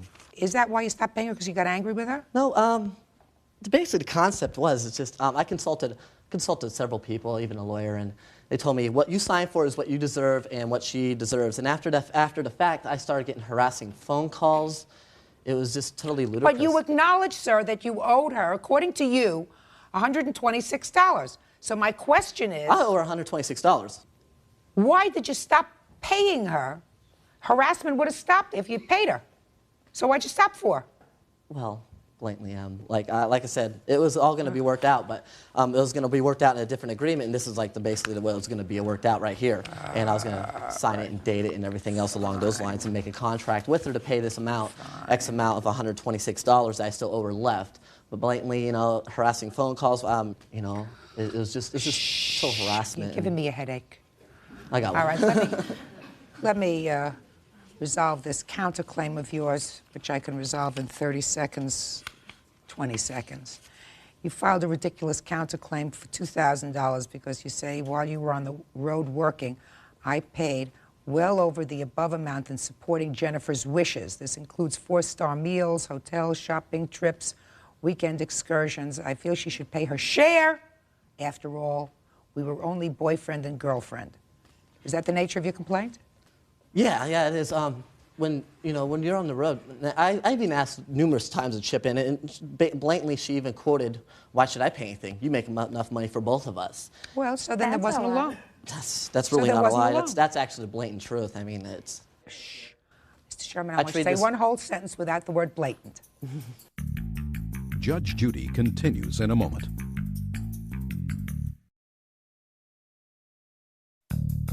Want justice? Call 1-888-800-JUDY. On the internet, judgejudy.com. Listen to me, sir. This is a court. Okay. This is not a feelings place. Not what you feel she should be responsible for, what you would like her to be responsible for. When there is an agreement, either written or verbal, to repay, that is a contract. You didn't say to her, I'm taking you out for dinner, here's the bill, you owe me half, right? No, I didn't say that. Of course not. But just the thing is, I mean, I paid so much for this. I gave this girl everything in the world. I gave her, I mean, you can even question my witness here. I gave this girl everything. I mean, it's so ridiculous. I mean, Mr. Sherman? Yes. There's a piece of me that feels as if you're probably a very nice person. Well, thank you. But if I had to spend 8 months on the road with you, I think I would deserve every single penny for every moment that I spent over a dinner table with you. You got to learn not to be so hyper, sir. You know, just sort of relax. Judgment for the plaintiff in the amount of $500, that's all. Parties are excused. You may step out. Judge Judy continues in a moment. And on the next Judge Judy. I thought it was pretty fair. I didn't get all of what I was asking for, but at least I got some compensation for what I did pay for. I believe the judgment was wrong, totally wrong. The lady's a lazy bum. I did nothing but support her for 6 months out on the road. It was just ludicrous to her decision. Don't trust guys, especially him. If you're gonna charge something on your credit card, make sure you're gonna get paid back for it.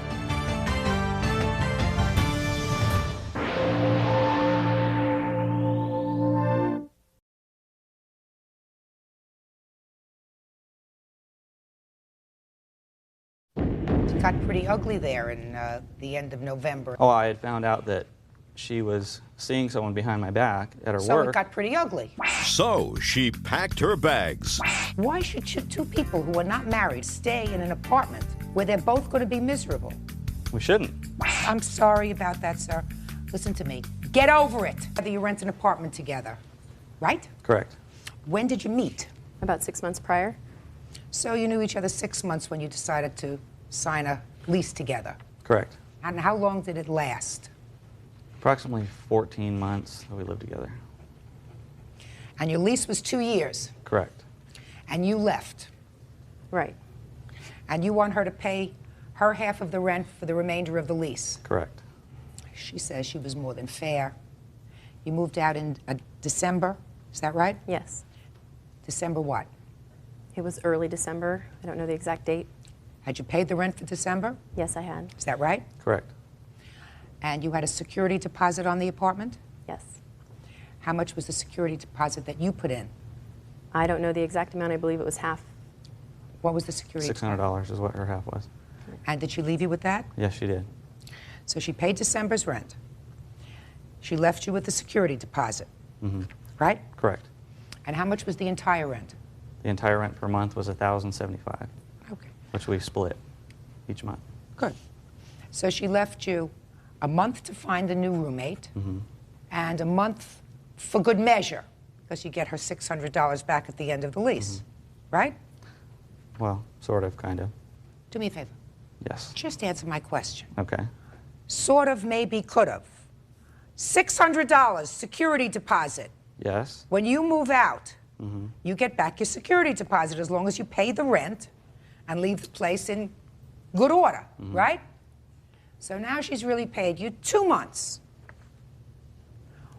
You tell me, since it's clear that this relationship was over, what you think should have happened. Well, she signed a 2-year agreement, okay, and it says in the agreement that no oral, verbal notice of any kind it's invalid. It has to be in writing in 30 days in writing, okay, and all parties have to agree to it in writing. And there was no writing of any kind. It was just simply, I'm moving out, and she moved out. We also talked about getting back together and her moving back in. She said, if I don't even like where I'm living, I might move back in a month. Okay, and I was wanting her to stay because I wanted the relationship to work out. According to these papers, it got pretty ugly there in the end of November, the beginning of December. Oh, I had found out that she was seeing someone behind my back at her So work. it got pretty ugly. Whatever the reason, it got pretty ugly. Correct. Why should two people who are not married, who have no children together, who have no other ties together, stay in an apartment where they're both going to be miserable? We shouldn't, but Good. she's legally bound to the end of the lease, I feel. Because Oh. if I lose Are my you job still- next month and I can't pay the rest of the rent, the owners of the place can take me to court for the remainder of the lease, correct? Well, you have, sir, in December, by the way, you still living in the apartment? Yes, I am, and I've looked for roommates. I've had ads in the newspaper ever since day one. I have not found anybody. They have not been in the newspaper. They've been in the recycler, and there's not even a sign out front, which doesn't cost any money. Mr. to do. Nicholson. It's a back house. You can't even see the house from the Mr. street. Nicholson, show me the ads that you put in from day one looking for a roommate.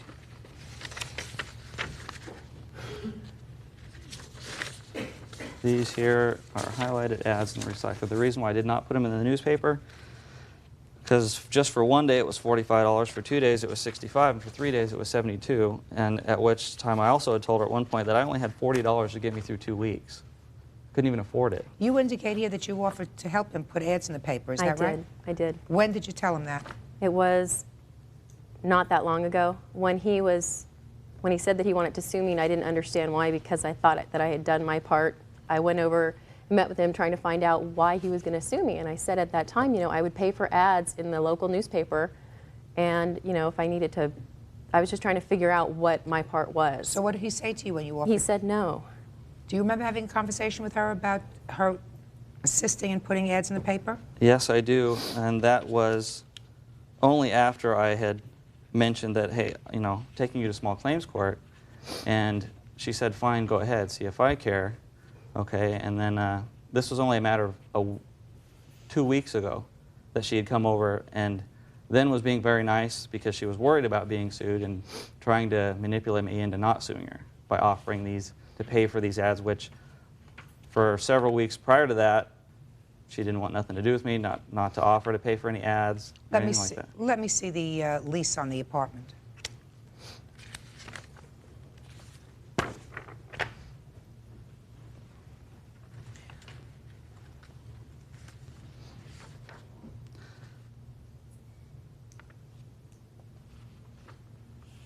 How large an apartment is this? Actually, it's not an apartment, it's a house.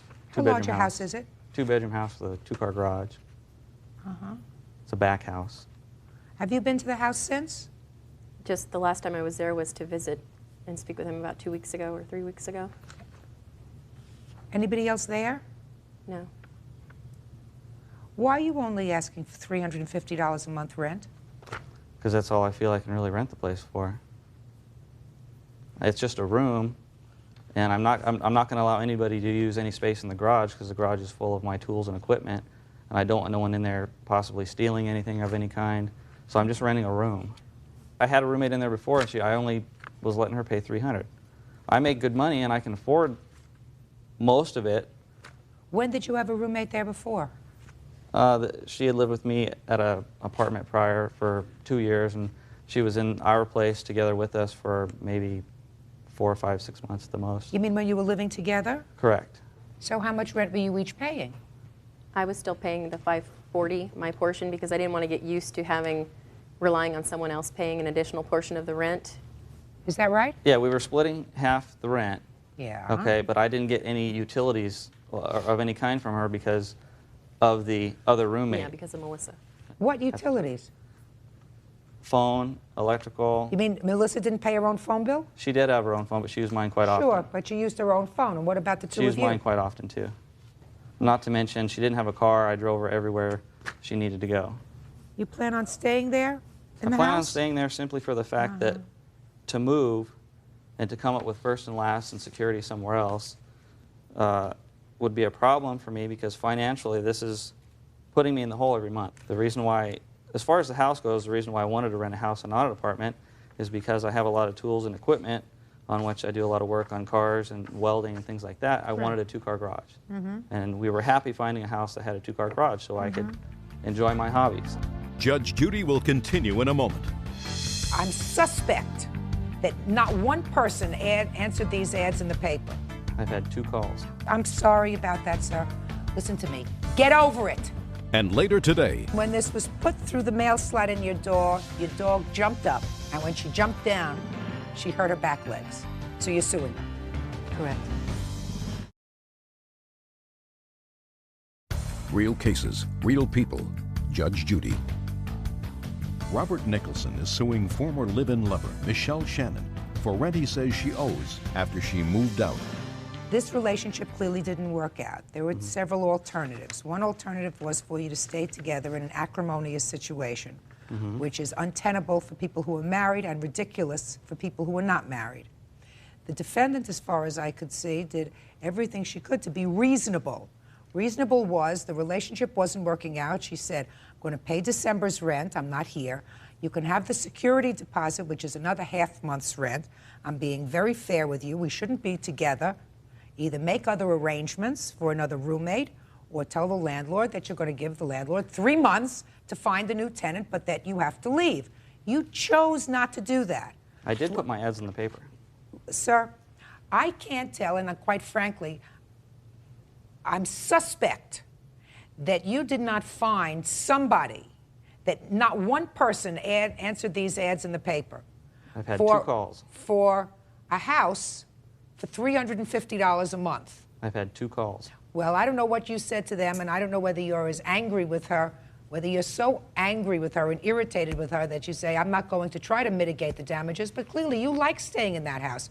You Yes, I just do. told me you can afford to stay in that house. No, I cannot, by myself. Well, if you can't afford to stay in the house, sir, then what I absolutely advise you to do is to let the landlord know that you have to move out.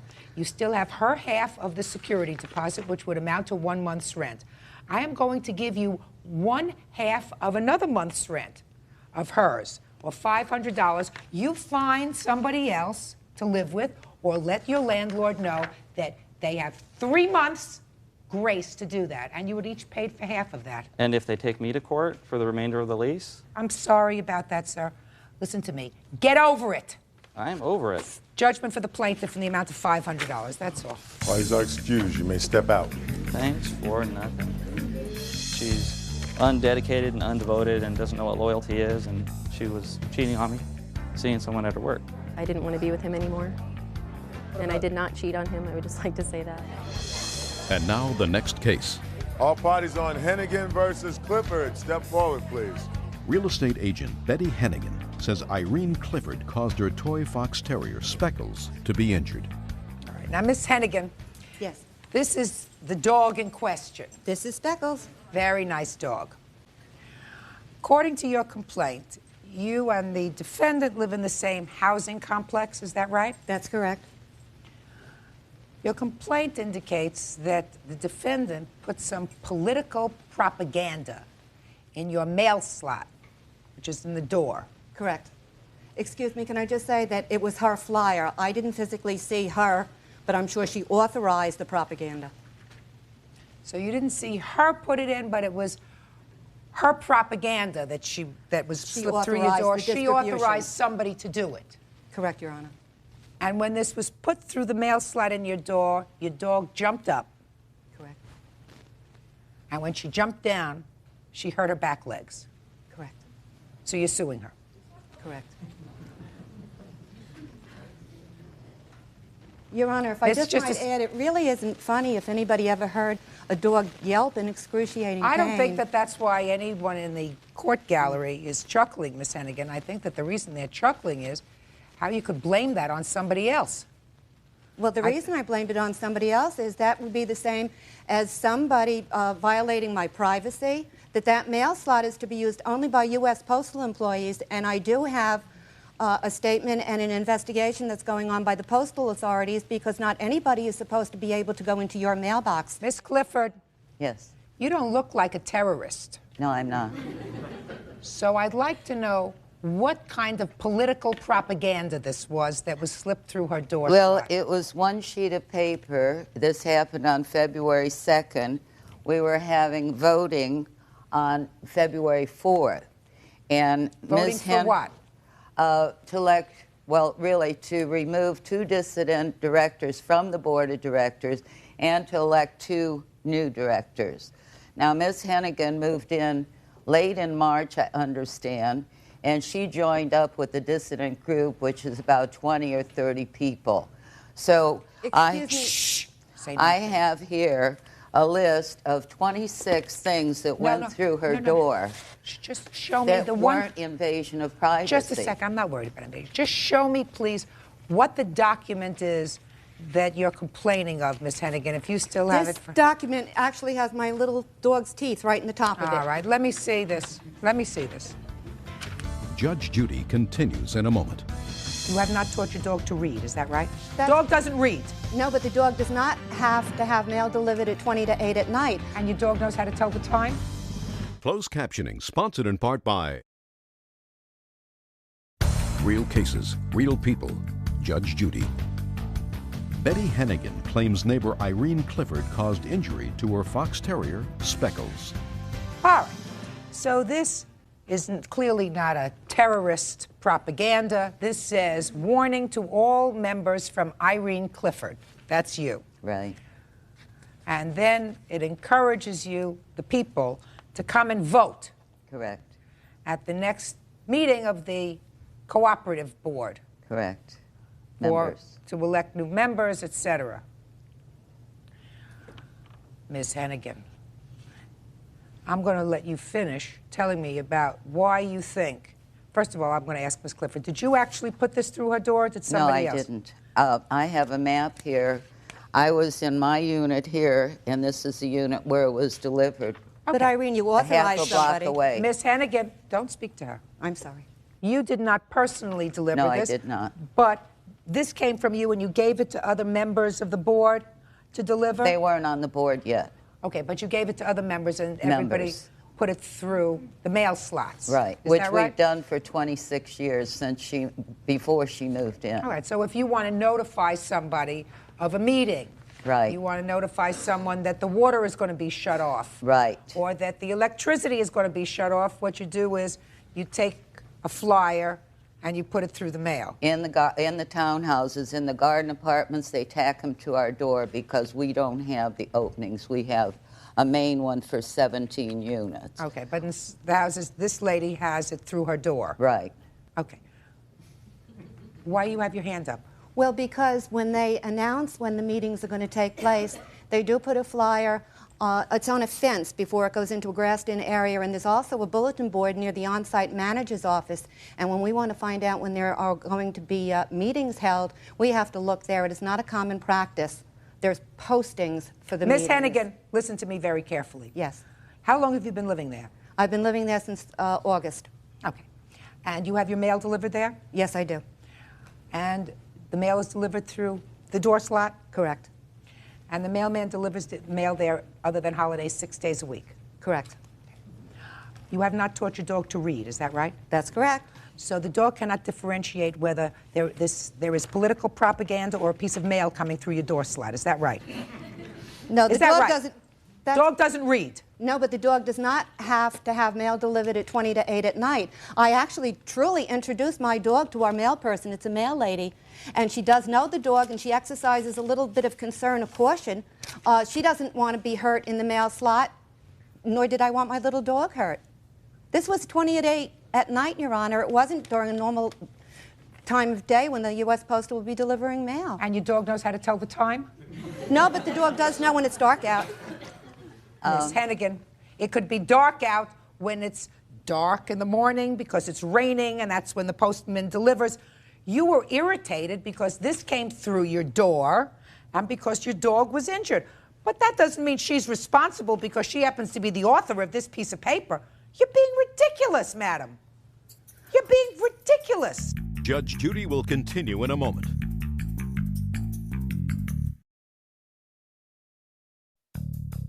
Want justice? Call 1-888-800-JUDY. On the internet, judgejudy.com. Your complaint is ludicrous. Your complaint is absolutely ludicrous. You put a notification that she did not put through the door. You have no proof that she put it through the door, despite the fact that it has her name on it. She did not put it through the door. And you're suing this lady because your dog jumped up. Has your dog ever jumped up like that before? Yes, my dog jumps, yes. Jumped up like that for mail before. But she was never hurt. Has your dog ever jumped up like that for mail before? Yes, she has. All right. So that and you've seen it. Yes. Then what you do is you put a basket there, you put a sign there, put my mail outside, because you're the one that had noticed that your dog jumps up for the mail. She doesn't have that notice. But, Your Honor, I even have it from the postal inspector. You told me postal inspector 4 times. I'm telling you common sense, madam. Common sense. She's not responsible for this. Don't be ridiculous. And I'm going to tell you something else. If you live in a cooperative apartment or if you live in a condominium where everybody is supposed to get along, to start this kind of difficulty over nonsense is not a good way to start being a good neighbor. Your case is dismissed, that's all. Your Parties Honor, are excuse me. excused. You may step out. Judge Judy will continue in a moment. And on the next Judge Judy. Well, I think the judge was very fair about it. I don't believe Ms. Hennigan should move into a co-op and expect everybody to cater to her. She just held the dog by the door, encouraged me to put my fingers through, and dropped the dog when I released that paper. I think quite obviously I'm extremely disappointed that that's not the case. I mean, the one gentleman just absolutely lied about what was going on in the complex. I think it's harassment because she's with one side, I'm with another side, and we were coming up to an election. People like Mrs. Clifford have been intimidating and threatening and harassing a lot of the shareholders for just too many years. And I'm very, very happy to report that her particular unit is on the market, and I hope that she'll be leaving our complex so the rest of us can get on with our life.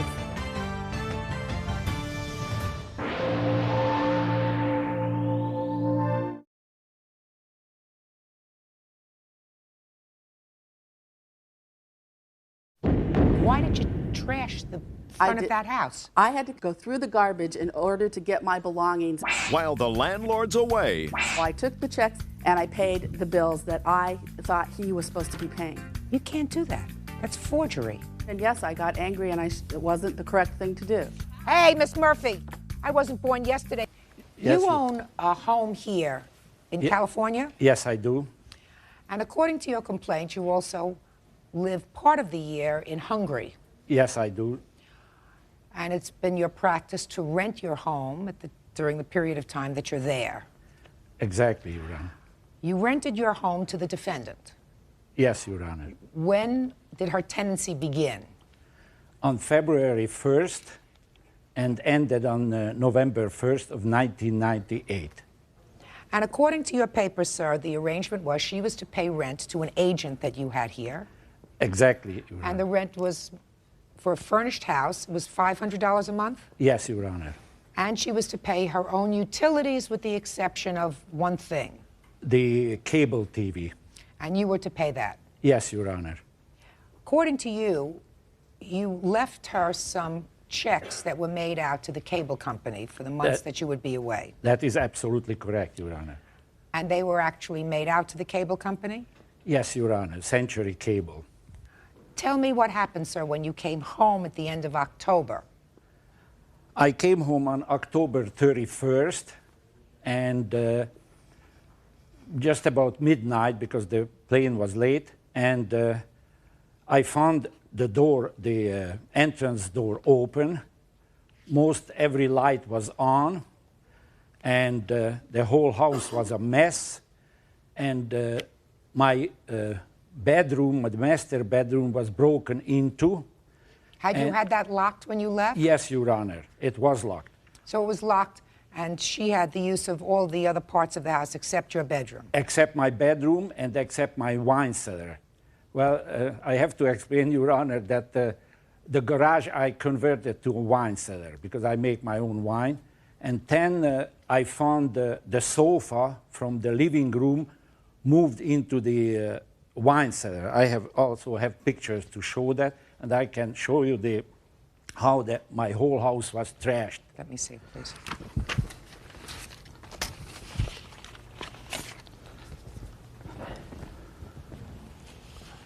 On one of those pictures, you can see the barrels, the wine barrels, and the sofa in front. Is this the way you found the outside of the house, sir, with all these papers and garbage? No, it was a couple days later, Your Honor. What do you mean a couple of days later? Well, because she left a few things behind, and I asked her to come and get it, but she didn't get it right away, and came back 2 days later or something, and then she trashed the sidewalk, as you see at the front. You say that she didn't pay you rent. During what period of time didn't she pay you rent, sir? She didn't pay the last month's rent of October. Did you pay him the last month's rent? I paid the rent. I do not know what happened to it. Show me, you paid by check. The check never went through. So that you didn't pay him. Take a look at this garbage on the front of his house. Tell me how that happened.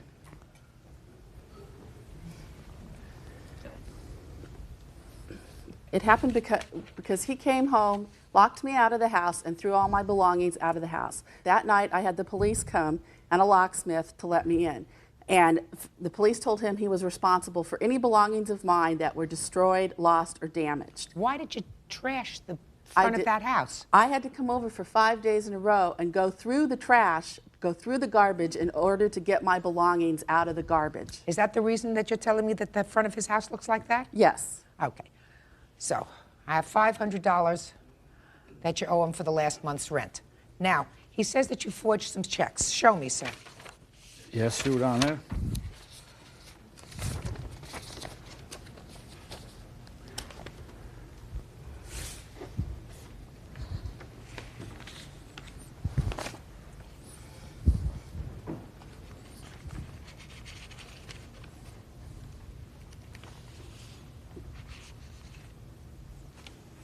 Show these to the defendant.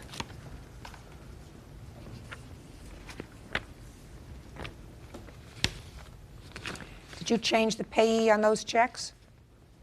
Yes, I did, Your Honor. May I explain? Sure. When I came, Your Honor, he had somebody in there a short period of time. He wasn't going to rent to me, and then something happened between them. I came in, I paid a deposit on January 20th. I moved in on February 7th. Because of the short length of time, he said, I've got to find somebody, I'm leaving. He left the next day on the 8th. So I was to pay for the electricity, the telephone, and he was paying the rest of the utilities. That was the verbal contract. I do not have that in writing. In April, I came home one day and the water was turned off. I had no idea why. I called up the water company. They said, Mr. Gabolis hasn't paid for the water. So then I put the water in my name. In October, all of a sudden I come home, the gas is off. If I was to put them in my name, or if it was to be changed, he didn't stop them. I was unaware that they were supposed to be in my name. So I took the checks that he had given for the cable, and I paid the bills that I thought he was supposed to be paying. You can't do that. You can't do that. That's forgery. Judge Judy will continue in a moment. I'm talking to you, madam, about calling your bank and saying, check number 467, put a stop payment on it immediately because it's lost. That's what normal people who are articulate do. Anybody who knows how to forge checks knows how to do that. Real cases, real people. Judge Judy. Arpad Gabolios claims Terry Murphy trashed his house, didn't pay rent, and forged his name on his checks. Terry is countersuing for her security deposit. He gave you checks made out to a cable company, and you changed it to Southern California Edison, California Water. What's GTE? The telephone company. Telephone company, $285 in October. You were living there since February. He didn't have a phone bill for $285. Telephone.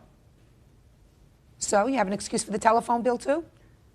At that point, I was tired of being harassed and having things turned off and having people come into my house without my permission. And yes, I got angry, and it wasn't the correct thing to do. It sure wasn't. $285 for the phone, $72 for water, and $139.47 for Con Edison in October. Your Honor, may I read part of the agreement which she signed? Yes. The rent is $500 a month plus $500 security deposit. The $500 rent is payable at the first Friday of every month to Tom Biscorny, a neighbor and friend of Arpad Gabolios. During the above-mentioned 9 months, lessor will be in Hungary, and at that time, lessee will pay all utility bills, including gas, electric, and water bills. At the time that occurred, Your Honor, he was leaving the next day. He didn't want to write a new lease agreement, and it was all verbal. No, that's too bad. Just a second. Not finished yet. You also say that she stole some property from your house. Yes, Your Honor. What did she take? She stole a table from my den. I have some proofs here. This is she left the 4 chairs and the leaf, the middle of that, and it shows even the... Where's his table? I have no idea, Your Honor. I didn't take his table. Other people had access to that house and came into the house without my permission and without notifying me. And there were people he gave the keys to. Where did you go on October 31st when he came home? He came home, and I absolutely believe him, that the front door was open, that all the lights were on. Where had you gone that evening? I had gone, it was a 3-day weekend. I'd gone out for the weekend. I didn't know he was coming home. Just a second. So you went away from the weekend, you left the door unlocked. No, I didn't, Your Honor. And you left the door unlocked, and you left all the... Oh, he's telling me the truth. There's no question in my mind about that. What was the value of this table? About $700. Show me. You have to show me. Proof. I don't have the table, Your Honor. Well, you have a bill for it? Well, no, I do not, because I bought it a long time ago, some 20 years ago. Okay, 20 years ago, sir. It looks like a Formica table. Is that what it is? No, wood table. Wood. Wood table. As you can see it on a picture, Your Honor. Okay. Doesn't look like a very expensive table, sir. But whether she took it herself or whether because of her negligence it was taken by somebody else, she's responsible for it. I've given you $300 for the table, sir. I want to tell you something. I find this business with forgery of checks very serious business, Miss Murphy. Very serious. You're just lucky he decided not to prosecute you. He could have. Well, he was cited for criminal charges, and he's had previous criminal charges for what he's done to his tenants. For what? With regard to you? Forcible entry and unlawful detainer, and I didn't start the criminal action. Well, how did the police find out about it? Because I was locked out of the house, and I had been paying the rent. And No, I came home and the locks were changed. You didn't pay the last month's rent. Well, Your Honor, you read my opening statements, correct? I sure did. Okay. I'm asking you to show me a check. I took the rent over to the person it's supposed to go to. I put it in to their mailbox. On October 14th, he called me up and said, I didn't get the rent for this month. I said, okay, can you put that in writing for me and I will issue you a new check. Never heard from him again until October. He doesn't have to put it in writing, Miss Murphy. Well, when my mail is being stolen and people are coming into my house. Hey, Miss Murphy, I wasn't born yesterday, madam. When somebody says I didn't get a check, you don't say, put it in writing. You call your bank and you say, this is my check number. I want you to put a stop payment on that check because I'm reissuing a check. That's what you say. Anybody who knows how to forge checks knows how to do that. Not when people have been breaking into my house and taking my mail. I don't care whether they have or not. I'm not talking about breaking into your house and taking your mail. I'm talking to you, madam, about calling your bank and saying, check number 467, has it cleared? No.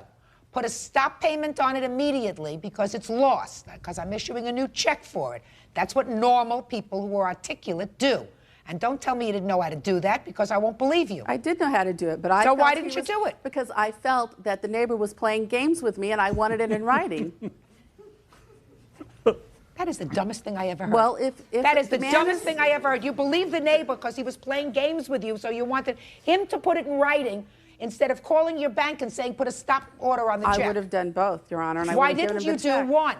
Just call and put a stop payment on the check. You thought you'd get away with the last month? Forget it. It's not going to happen. Judge Judy will continue in a moment. And later today, I made a mistake and I signed some paperwork I shouldn't have signed. Of course not, because you were living together. Come on, this is ridiculous. closed captioning sponsored in part by Real Cases, Real People, Judge Judy. 71-year-old Arpad Gabolios is suing 35-year-old teacher Terry Murphy for trashing his house, not paying rent, and forging his checks. Now listen to me. You have a cross complaint. You want a return of your security deposit? If I didn't get an explanation as to why I kept it, and he never asked me Give her for the rent. pictures. That's the explanation. I want to tell you something, madam. If I came home and found somebody had forged my name to checks and hadn't paid rent and left my house open, unlocked, with all the lights on, I would have given you nothing. Nothing. Your counterclaim is dismissed. Judgment for the plaintiff in the amount of $1,296.47. Thank you. Parties are excused. You may step out. I shouldn't have changed his checks, but I was very angry and frustrated by them that things were turned off that weren't supposed to be turned off. She didn't remember that she's supposed to pay all the utilities. You know, I mean, with her background, she has a major psychology or something like that. You know, I mean, it's rather obvious that she's a crook. And now the next case. All parties on Mitchell versus Miller. Step forward, please. 28-year-old lab tech Janet Mitchell claims former live-in lover, machinist Jonathan Miller, 27, owes her for supporting him while they were together. Miss Mitchell, you and the defendant, according to the complaint, lived together for about 2.5 years. Is that right? Yes. And you say that after a rather acrimonious breakup, he owes you a whole bunch of money for living expenses during that time. Yes. What kind of an arrangement did you have with the defendant with regard to living expenses? There was no at the time arrangement. There was a period where after about a year we decided we were going to break up, and I made up an itemized list of what he owed me at that point. And we agreed that he would start making me payments. Well, we reconciled and decided not to break up at that point and give it a try, and we tried for about another 1.5 years. And after we had dissolved the relationship, I brought to him another itemized list of further expenses, and he signed it. I have the list. Let me see it, please.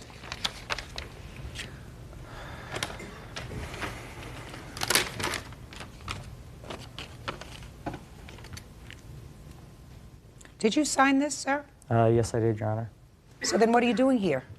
I don't agree with the amounts. The reasons I had signed that at the time being was I was trying to reconcile with Janet at the time, and I thought that maybe that would help out, so I made a mistake and I signed some paperwork I shouldn't have signed. But quite frankly, when I read your papers, and Ms. Mitchell indicated in her papers that while you were together, you turned over your paycheck to her. Yes, Is that ma'am. right? Yes, ma'am. And she paid the bills. Yes, ma'am. And you agree that he gave his paychecks to you. He did, but the expenses on that were above and beyond what was just normally paid for by the bills, which was electricity, rent, different things like that.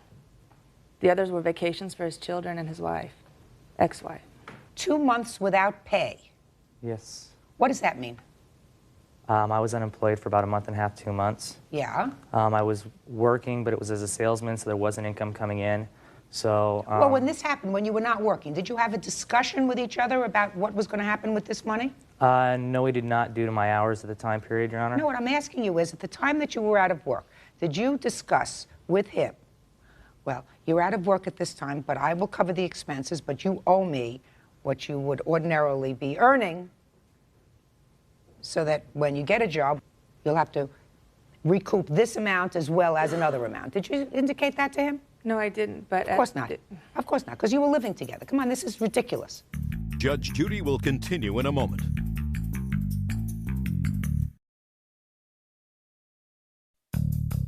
Want justice? Call 1-888-800-JUDY. On the internet, judgejudy.com. What's a bike frame? It's a mountain bike frame for a mountain bike. It's just the body without the tires, gears, derailers. Well, how did you get it? I purchased it from a company. Did you pay for it? It took me 1.5 years to pay it off because it was a $1,200 frame. Mm-hmm. So I was paying on it monthly. And then I did receive a payment from Janet. She did give me a couple $100 to put down on the bike when I was buying it. Was it a loan or was it a gift? It was never stated either way. Is that right? Yes, it was. No, it was stated that it was a loan. And what's the plane ticket for your kids, and I assume that this is your ex-wife? Now it is, yes. About 2.5 years ago, I'd say, while Janet and I were living together, we had my daughter and my son and my ex-wife fly out for vacation so I could see my kids because it would be cheaper than us flying out there. And so we had my ex-wife and kids come out and visit us, and Janet did put that on her credit card. Let me see the bills. I don't have them. The only thing I had was that signed itemization that he gave me. You don't have any bills? No, I don't. I don't have... I didn't think that I would be needing to save those receipts or anything like that. Miss Mitchell, clearly you had the bills, madam. Clearly you had the bills when, and all the amounts, when you made out this list. I mean, you have 2 nights with kids at a hotel, $32. Where did you get that figure from? That was how much it was. Well, where did you, what I'm asking you is from my memory. From my memory. From your memory? A lot of that stuff was done guesstimate by memory because I knew that it was $32 a night, and I didn't have the receipts, but I remembered that it was $32 a night. I'm dismissing your case, that's all. Parties are excused. You may step out. Judge Judy will continue in a moment. And on the next Judge Judy. If she wanted to get this money back, she should have written a contract up or brought receipts or something. But like I said, I didn't agree with the amounts, and I'm very happy with what she had to say. He signed an itemized list that said he owed me this certain amount, and regardless of whether he signed it to get back with me or signed it just to get me off of his back, he should have had to pay what he agreed that he owed me. He agreed with me that he owed me these amounts. I just hope that Janet and I can become friends sometime in the future when she gets over this. I just want it over with.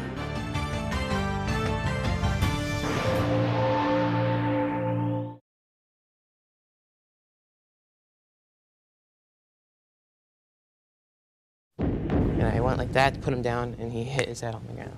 You remember what happened that day? Yeah. Yes. Yes. An accident between friends. Did you ever tell your mom that you didn't want Sam to do that? No. Because you were having a good time. Yes. You're a nice boy. Thank you. And you learn fast. Yes, no, right?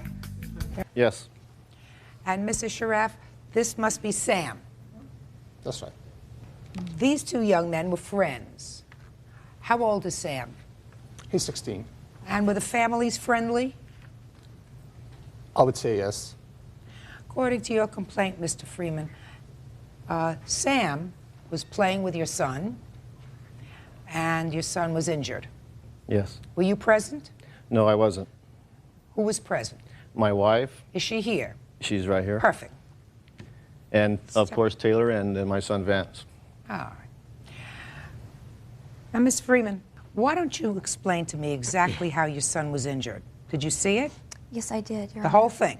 Yes. Okay, so why don't you start from the beginning?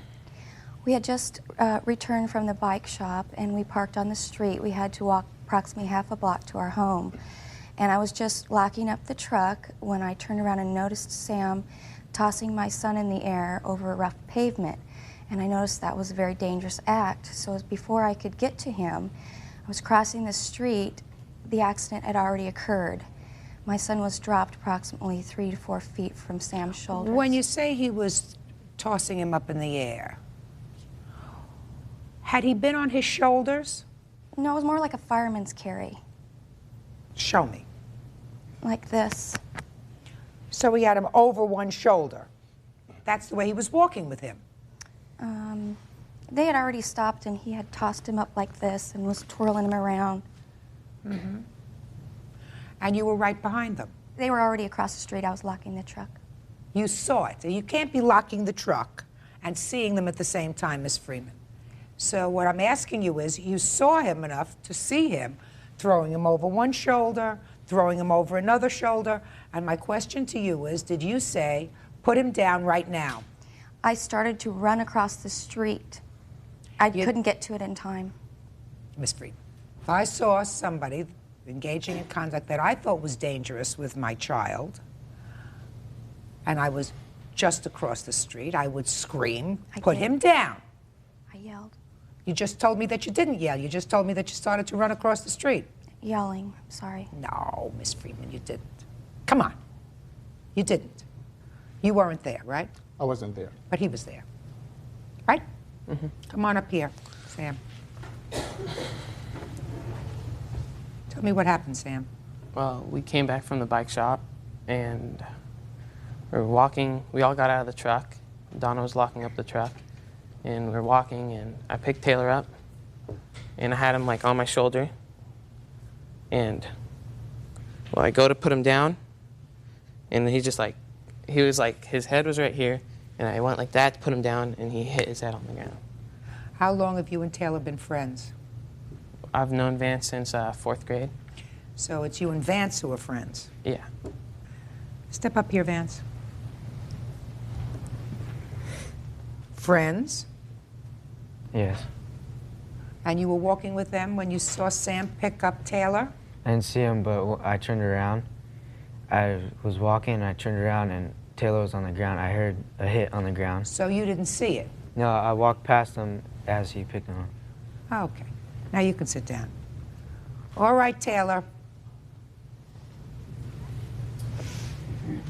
How are you? Good. How old are you? 8 and a half. 8 and a half? And how old were you when this happened? 8. You remember what happened that day? Yeah. Yes. Yes. Why don't you tell me what happened? We just got back from the bike shop. We just got out of the truck, and he put me on his shoulders, and he dropped me, and I got up, and I said, "Why'd you do that for?" Then he picked me up and went to the house, and he put me on the couch. And then my mom called 911. Then they came, and then they took me to the hospital. And you had played that way with him before? Where he picked you up and put you over his shoulders? Yes, Where had you played like that before? by our driveway. And when you played like that before, was your mom home? Yes.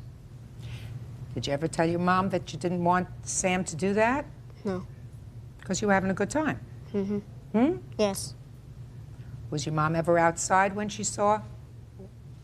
When you No. were playing like that? So she was in the house? Yes.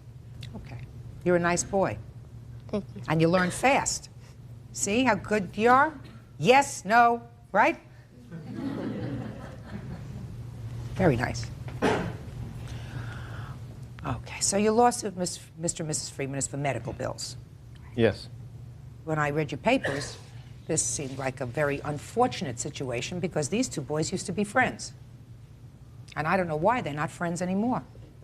They're still friends, but they're not able to play at each other's houses. Why? Sam's more than welcome to be at our home, but unfortunately, Vance was told he can no longer go over there. Why?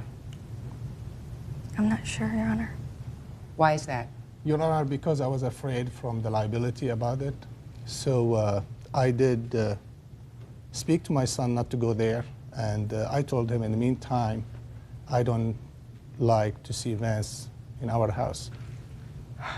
There are several theories under which you are not entitled to recoup from this young man and his family your medical expenses.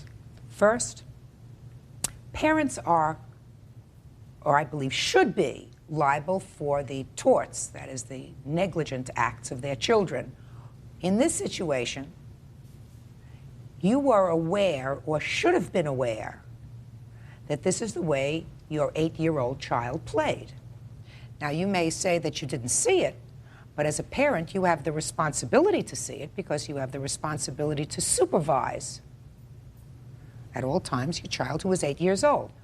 Then he would have been on notice. Don't pick him up, don't throw him over your shoulder. Can I say one thing, Your Honor? Sure. I would never allow anybody to toss my son around and play like that over cement. What I'm telling you is, I've never seen it. if you never saw it, you should have seen it. You weren't paying attention. I don't You believe should he- have seen it. I don't believe he ever did do it over cement. We have a big grass front yard. Listen, madam, you're not talking to somebody who's 35 years old. You're talking to about a boy who was 15 or 16. And he's not saying the cement child can get just as injured over grass as he can over cement. You know, you said if I saw him playing with him over the grass, it wouldn't have been so terrible if he was throwing him over the shoulder, because if he fell, he would have fell on grass. That's ridiculous. Judge Judy will continue in a moment. And later today, The only thing that I don't believe, sir, is the word investment. Investment is made up in your mind. Well, not if you intend to give money back. No, if you intend to give the money back, it's a loan. real cases, real people. Judge Judy.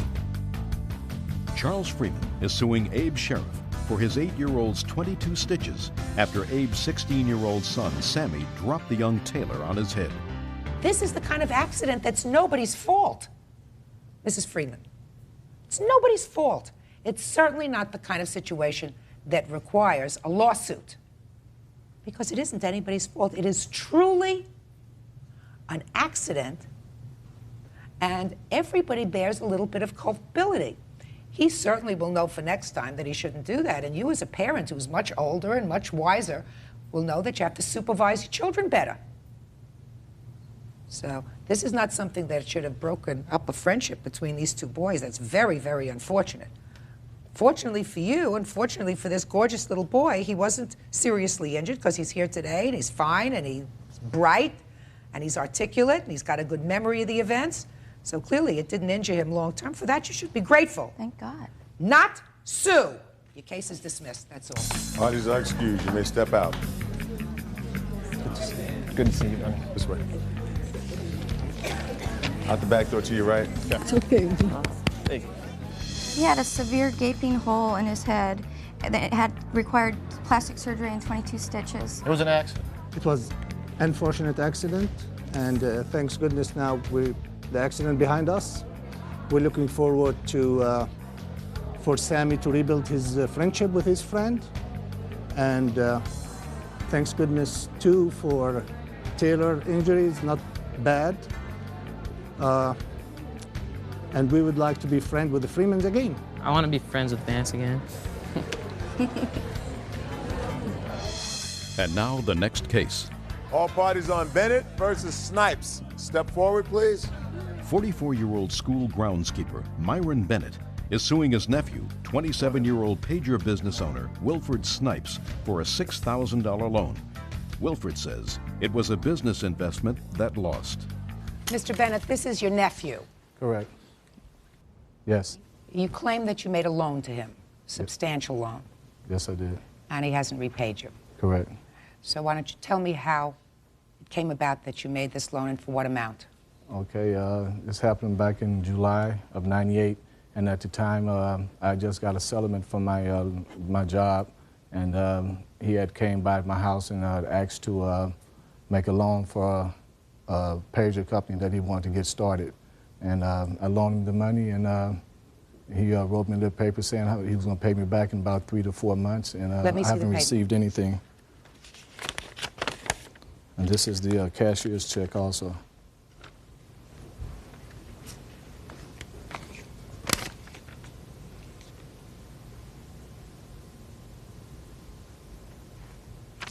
Tell me about this pager business of yours. Okay, what I have, I have a pager business, and Look at me. What I have, the pager company, and what I did, I offered him, if you would like to make an investment in the company to increase my profit. And I told him with that matter that he would be able to receive like checks every month after the business grow. I never heard anything like that, Your Honor. Things change every day. Prices fluctuate on the pager company, on pages itself. So what I had bought, Motorola came out with another market and just Mr. dominated Snipes, that. you're doing a lot of double talk for me, sir.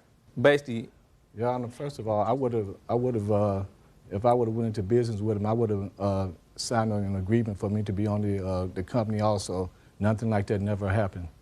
And the only reason why I loaned him the money was because it's my favorite nephew, and I believe what he told me at the time that I gave it to him, they would have it back to me. And I asked for it over and over again. We had an argument on the phone. He cursorily, I can't use the words that he used toward me on the phone, saying that I get it whenever he get it, and I just would have to wait. And the only thing I got from him is that I get a free pager service from him, which basically only $8 a month, if you you want to call that payments, You don't have that many years. Exactly. Judge Judy continues in a moment. No. Look in my eyes, sir. Stop shifting from foot to foot and look in my eyes. Closed captioning sponsored in part by Real Cases, Real People, Judge Judy. Myron Bennett claims his nephew, Wilfred Snipes, owes him for a loan. Wilfred says it was a misunderstanding. It was a business investment. All right, I read your defense, sir. Convince me that this was a business investment. well, only way I can convince you look here. is by telling you on what You went to his house. Right.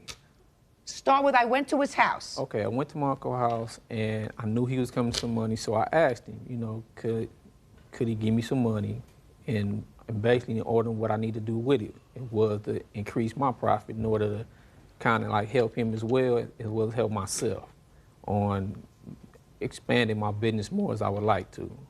Convince me it was a business.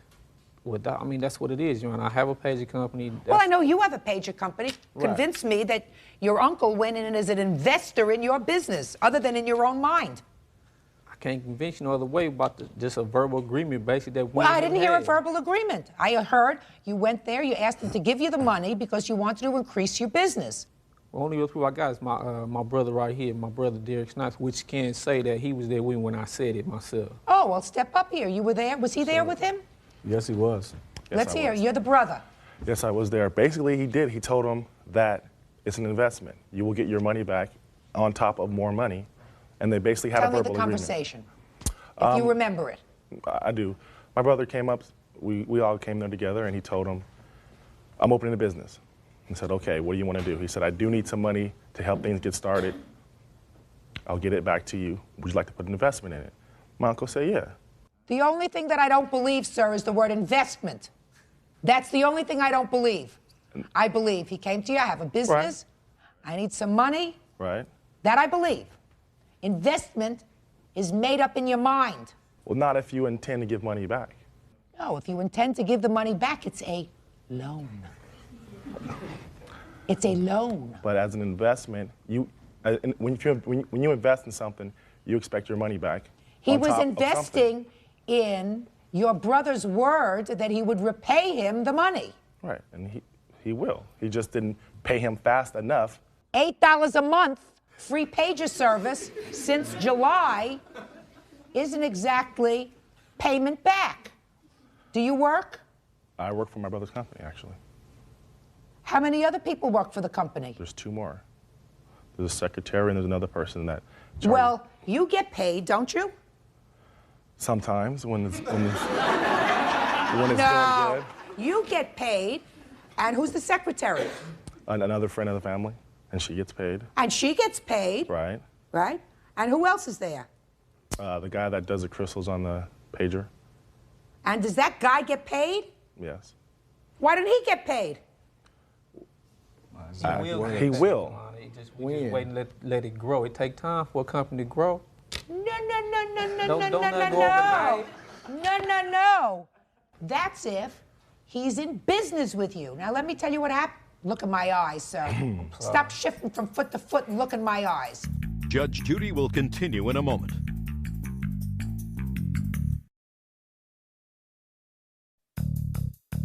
Are you in a family dispute? Call 1-888-800-JUDY. On the internet, judgejudy.com. How much money did you put in this business? Cash, money. Look at me. About the same. About the same. Right. So if he's an investor and you put in 50% and he put in 50%, then he should be a 50% partner with you. Do you intend to give him 50% of your profits? No. If looks like you're winning, right? But it's nice. Okay. But look, it wasn't meant like that because he just was coming in there. I mean, ain't like he was doing no work.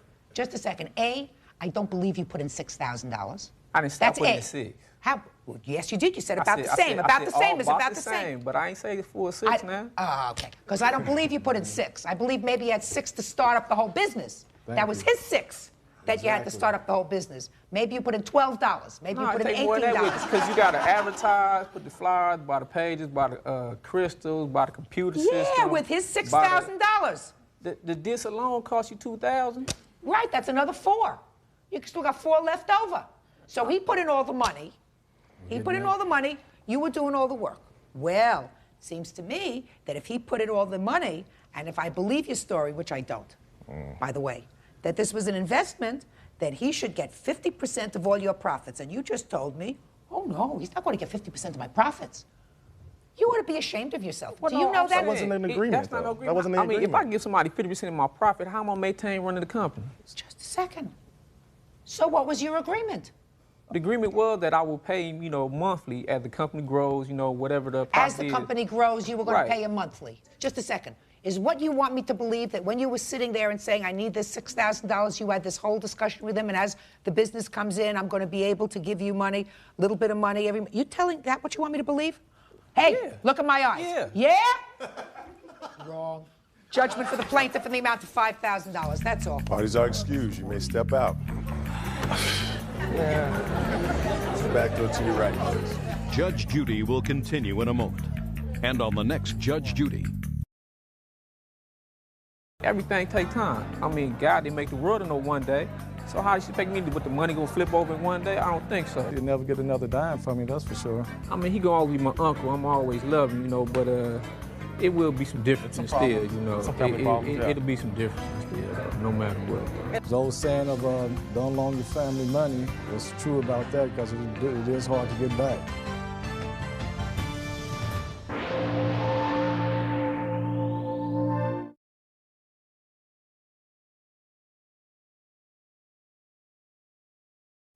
I got stuck with the rent, the utilities, the food. Did you pay anything? Nothing. Since then, I've got $10 in a taco. With friends like her. I got her a job. They trained her for months. She never worked a day for them. When you're 20, you're not fully cooked yet. Young people at 20 are pretty stupid. I Second, moved I'm not out all your talking to stuff, you. Hey. Which I moved out all your stuff. Miss Austin, shut up. Decided to become the plaintiff's roommate. The two of you signed a 6-month lease. Is that right? I signed a lease, but the lady, she told me it was for me to move in with her, but I guess it made me take over the whole apartment, I guess. So, and she has those papers. I never signed a lease. You moved into this apartment together at the same time? Mm-hmm. At the same time? Yeah. Yes. Yes. But you didn't have any money? No. So you lasted there for a month? Yep. You moved out? Yep. You got stuck? Yes. Tell me what you got stuck with. I got stuck with the rent, the utilities, the food. She moved in September, and we had the agreement that she would pay half of everything. Did she pay anything? Nothing. Since then, I've got $10 in a taco. Taco? How'd you get the taco? We went out to eat, and all she gave me was a taco. Okay. I asked for the meal, and she gave me a taco. Well, what's your excuse? Well, let me tell you this. We didn't have an agreement on paying no type of utilities or anything like that. She said Stop $250. tapping your nails on me. She said $250, okay, a month, and that was it. Utilities and all that. She put that on there after the fact that I got served the court papers. Okay. Well, who'd you expect to pay your utilities? She didn't say utilities. She said $250 a month. How much and was the that rent? Was it. How much was the rent? The rent was $500. Okay. Rent is $500, right? And I assume you like to have light in your apartment, right? Mm. And heat and electricity for air conditioning, right? Yes. And I assume you have a telephone. Yes. That's not free. Well, the telephone is in her name. I didn't use her telephone very often. The lease is in my her name. boyfriend. My boyfriend, he was from out of town, okay? He called me every once in a while. I was never really on the telephone. Doesn't matter whether okay? you were on the telephone. But, Listen to me, Miss Austin. Okay, but why should she pay your utilities? She came to my house, and she came to my house, washed her clothes at my mother's house, came to my house, ate food at my mother's house, okay? And listen to me carefully, madam. How old are you? I'm 20 years old. 20. Well, then I'll give it to you, because when you're 20, you're not fully cooked yet. And most people, young people at 20, are pretty stupid. So I'm not surprised. I'm not surprised. I mean, you have to think, are you a mother? Yes, I am. Well, I mean, did you tell her that she was off the wall? Why would she, Well, why would my she, mom- shut up, quiet. Why would your friend pay your portion of the gas and electric, the telephone, This was in the her cable, the whatever other things that you have in a house? Why would she do that for you? Well, the reason is because my stepfather, which is not here right now, he told me, and she was there too, that he was going to give me the half of the rent to pay for her for that month, and so I could look for a job. And then so when we both went to the house, he told us both he was not going to give us the rent, okay? So I called everybody I knew to try to help me pay for the rent, but, you know, they didn't help me out. Good lesson. Your Honor. Yes. I got her a job. They trained her for months. She never worked a day for them. How old are you? No, 21. they didn't. No, 21. I don't think so. So you're about the same age. Clearly, you have developed differently. You work? Absolutely. What kind of work do you do? I work in the hospital. What kind of work in the hospital? I'm an aide. And what do you do? Aide, same thing she does, but I'm in a residential care facility. So you have money now? Yes, I got a job in December. Good. Show me the bills.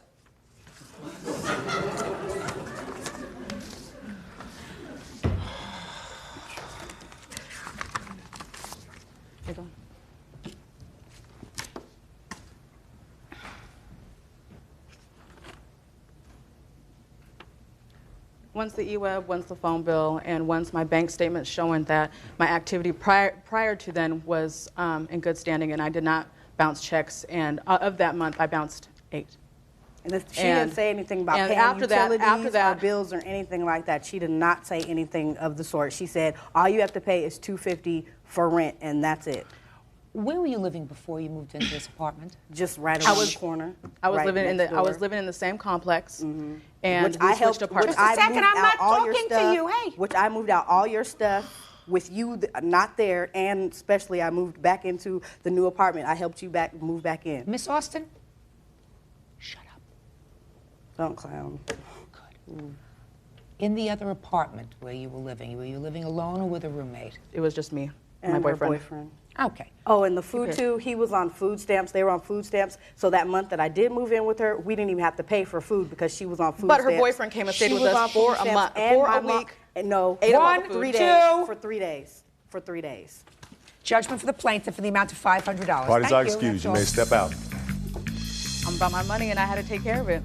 She's still gonna be my friend, and we're always gonna be friends. She's like my sister, but I had to get my money. She told me she would take her own mother to court, so that's just how equal is. So I'm not tripping. She got a taco out of it, though. And now the next case. Parties on McLean versus Smith. Step forward, please. Songwriter Charlene McLean claims ex-boyfriend, musician Chet Smith, owes her for a series of loans. Chet says they never made a deal to pay it back. Miss McLean, you and the defendant were involved in a romantic relationship, according to your papers, for quite some time. How long? 8 years. And you claim that during that period of time, you made a series of loans to him. One of them was for a rental car. That was about a year and a half ago? Yes. Okay. And there is still a balance owed? Yes. So let's start with the personal loans. Did he pay off the personal loans? Partly, yes. What were the loans for? Various different things. He was having a hard time. He needed, borrowed money, I guess, to pay his insurance for his car payment, for dentists, for credit cards, all different things. Did you keep a list? Yes, ma'am. Did you ever show him the list? Oh, yes. I'd like to see the list. Okay. Oh.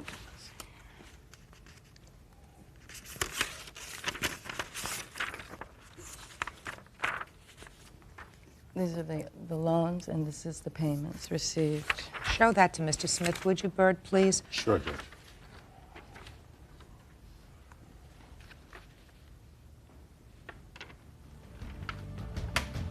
Judge Judy continues in a moment. I looked him right in the eye more than once, and I said, this is not a gift. This is a loan. You choose. Real cases, real people. Judge Judy. Songwriter Charlene McLean is suing musician Chet Smith for not paying her back for a car rental. Chet says it wasn't a real loan. Now you have here undisputed unpaid balance, $657 as of November of '98. Yes. So you agree that you owed her that? Yes, the $657. Okay. And as far as you're concerned, did that include the rental car? The rental car, no, it did not include it. Okay. Have you made any payments since November of '98?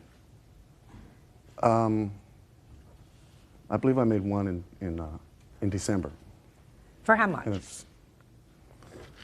the final payment I thought was I had gotten the balance down to like $32. I mailed her the check saying. No. Here's the final. Listen to me, sir. Yes. November of 1998, you acknowledge that you owed her $657.96. That's what you just told me. Correct.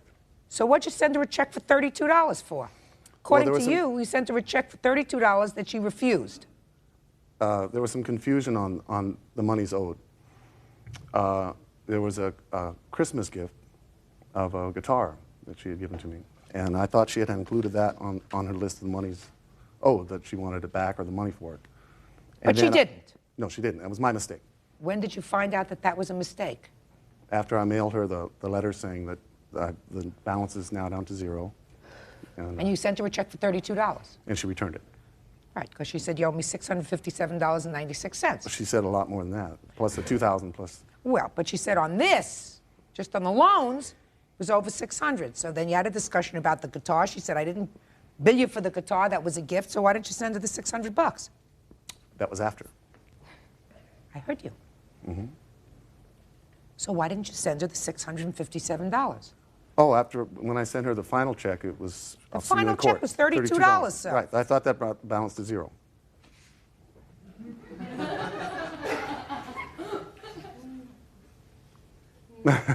It was my mistake. The guitar was not included, you know. I heard that. Okay. And you found that out right away. Correct. You found Correct. it out right away. So why didn't you... I'm going to say it one more time. Then I'm getting frustrated. Why didn't you send her then a check saying, well, I misunderstood that the guitar wasn't in this bill. I'm sure she explained what was here. So why didn't you sit down at your checkbook and write her out a check for $657.96? Because she sent me a letter along with the check saying, I'll see you in court. And there was no more correspondence after that. Let me tell you why you're a hustler, Mr. Smith, because I read the last line of your answer, Yes. sir. And let me read it to you. I'm going to read it to Bird.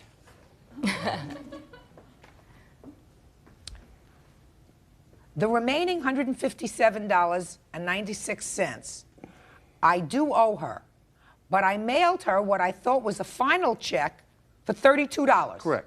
So you say I owed her $157 and I sent her a check for $32 and said paid in full. That was when the figures were different with the guitar. That was before. Now, this is the answer that you just signed, sir, when you came to small claims court. Mm-hmm. Uh-huh. All right, now let's talk about the car. Okay. How did this car business come about?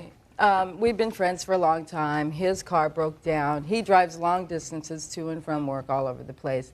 I was going to a thing in Nashville where I was taking some of my music. I agreed to advance the money for the car if he would agree to perform the music in the studio so that I could present 4 songs. This was an agreement, kissy-lovey deal thing going on here, so we agreed. I advanced the money, but I said it this clear, Your Honor. I looked him right in the eye more than once, and I said, this is not a gift. This is a loan. And I had to be certain that I said that because I gave too many gifts, and it's my nature. But anyway, I knew he knows. He knows it was a gift. It was not a gift. It was a loan. This is not a gift. This is a loan. You choose. It's $28 a day. You choose. And for 8 weeks, he drove the car. I never got in the car. Every Friday when I had to pay the $201.13 a week for his car rental, I had to find him, call him. He doesn't live in the same city that I live in. Say, did you turn the car in? No, I didn't turn the car in this time. I said, well, you remember, this is not a gift. This is a loan. Finally, when his car was repaired in 8 weeks, all by himself, he returned that car in San Bernardino. I couldn't have prevented him from returning it at any time, and he knew all along that he was either going to pay the money back or perform the music for the 4 songs. Well, did he perform the music? No, for the ma'am, 4 he songs? did not. Okay. I'll hear you. I never agreed to a car rental. I would never agree to it. I wasn't working. There was no way I could pay it back. I had the car for 2 weeks. I went to return it. Just a second. But you did have the car for 2 weeks. Yes. You just told me that you would never think of renting a car because you couldn't pay for it. But you did take it No, for I would 2 never weeks. agree to a loan. I thought she was just renting the car so I could get to and from work and also work on her demo. The demo was finished. Also, when I tried to return it after 2 weeks, I was at the rental place. I talked to her on the phone. She said... What'd you talk to her on the phone for? To tell her I was returning the car after 2 weeks. Oh, so you're there after she 2 said, do you have a weeks. car? Is your car fixed? I said, no. And she said, well, you need a car. Go ahead and keep it. And I said, are you sure? It's a lot of money. She said, well, I'll write it off my taxes anyway. So I kept the car and I drove it until mine was repaired. No, ma'am. That's not how the story goes at all. First of all, I didn't do the music. I had paid him previous to arrange these 4 songs, but they weren't presentable because the recording wasn't presentable. So that was a long time ago. He did not re-record the songs, so that's the truth. Judge Judy continues in a moment. Doesn't sound logical that you'd call her. Does it sound logical to you? You know why it doesn't sound logical? Because it didn't happen. Closed captioning sponsored in part by Real Cases, Real People, Judge Judy. Songwriter Charlene McLean is suing musician Chet Smith for not paying her back for a car rental. Chet says it wasn't a real loan. Did he call you from the car rental place? Not that I remember, but here's his signature on the car rental agreement. He knew that it was a rented car. He No, knew of course somebody. he knew. Yeah. He knew it was a rented car. But Of what I'm course. asking you is, did he call you from the rental car place after 2 weeks? No, ma'am. And say, I'm returning the car? No. I would have been tickled pink for him to return that car. See, it doesn't make sense, sir. There is something that doesn't sound right. I mean, you're there doing all the paperwork, returning the car, you go in, you return the car. It doesn't seem logical to me that you would pick up the phone and call her and say, I'm returning the car today. Just wanted to let you know I'm returning the car today. What does she have to know right then and there that you're returning the car for? To take care of paperwork. Well, There's no paperwork. You signed off on it and said goodbye. Yes, but when I tried to return it after 2 weeks, which I believe was the original length of the rental. Yes. I called her to let her know I was returning the car. That's what I'm saying. You keep Why? you keep repeating yourself, so it doesn't make sense that if you were returning the car and your car wasn't ready for 8 weeks, right, that you would pick up the phone and call her from the rental car place and say, by the way, I'd like you to know that I'm returning your car. That doesn't make sense at all. Because I assume that if you went to the rental car place, you had somebody following you because you needed a ride home someplace, or you were going to take a cab, or you had made all the arrangements because you didn't have a car. That sounds logical. Doesn't sound logical that you'd call her. Does it sound logical to you? You know why it doesn't sound logical? Because it didn't happen. Yes, I did call her, and it was just to let her know that I was returning the car. Why didn't you return it? Oh. Can I see the slip for the car that he still owes, please? This was the total amount, 8 and 8.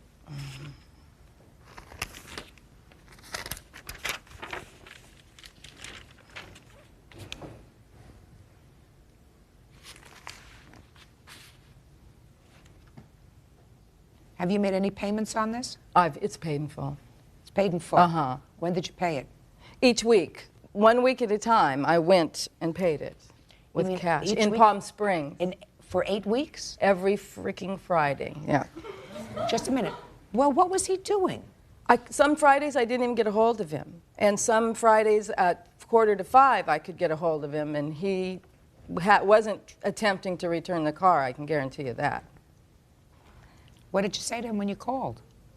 I said, you better get your car fixed. This is $28 a day. And remember, this is not a gift. This is a loan.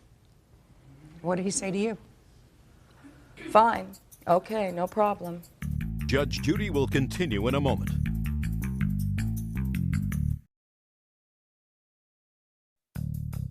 Want justice? Call 1-888-800-JUDY. On the internet, judgejudy.com. He owes you $2,265. The only thing I'm not giving you is the interest. Because you had never discussed interest with him. Well, we had it in writing in a letter of July, but that's okay. Where? July 20th, the interest was on the letter. I don't see a letter. Let me show it to you.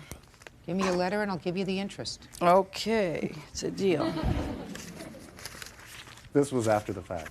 The letter she wrote, she decided to start charging interest much later after she was loaning If the you money. agree to it, that's your problem. I did not agree to it. Oh, well, then just let me see the letter. There you go.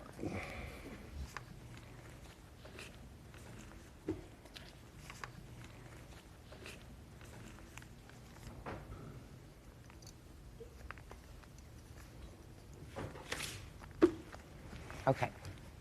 It's pretty minimal interest for $5,500. It's minimal interest, but let me tell you what a contract is. A contract requires 2 people. Okay, that's fine. Okay, you wrote him a letter. That doesn't mean he agreed to it. I've learned a big lesson. Good. Fine. Mr. Smith? Yes. Pay the lady what you owe her. You owe her $2,265. That's all. Parties are excused. You may step out. Thank you. Judge Judy will continue in a moment. And on the next Judge Judy. I'm glad the way it worked out. I'm glad I got the money, and I learned a big lesson. And I learned that loaning money to friends isn't always helpful. There was sugar poured in my gas tank. My window was broken. I was dragged physically from the courtroom I mean, from the club I was working at. I don't doubt it because in November I had my windshield shot out and all my tires slashed. Just be careful who you trust.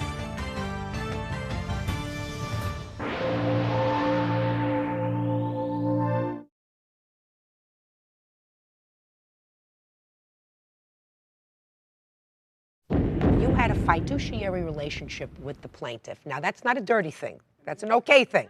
But they dropped the stereo before delivery.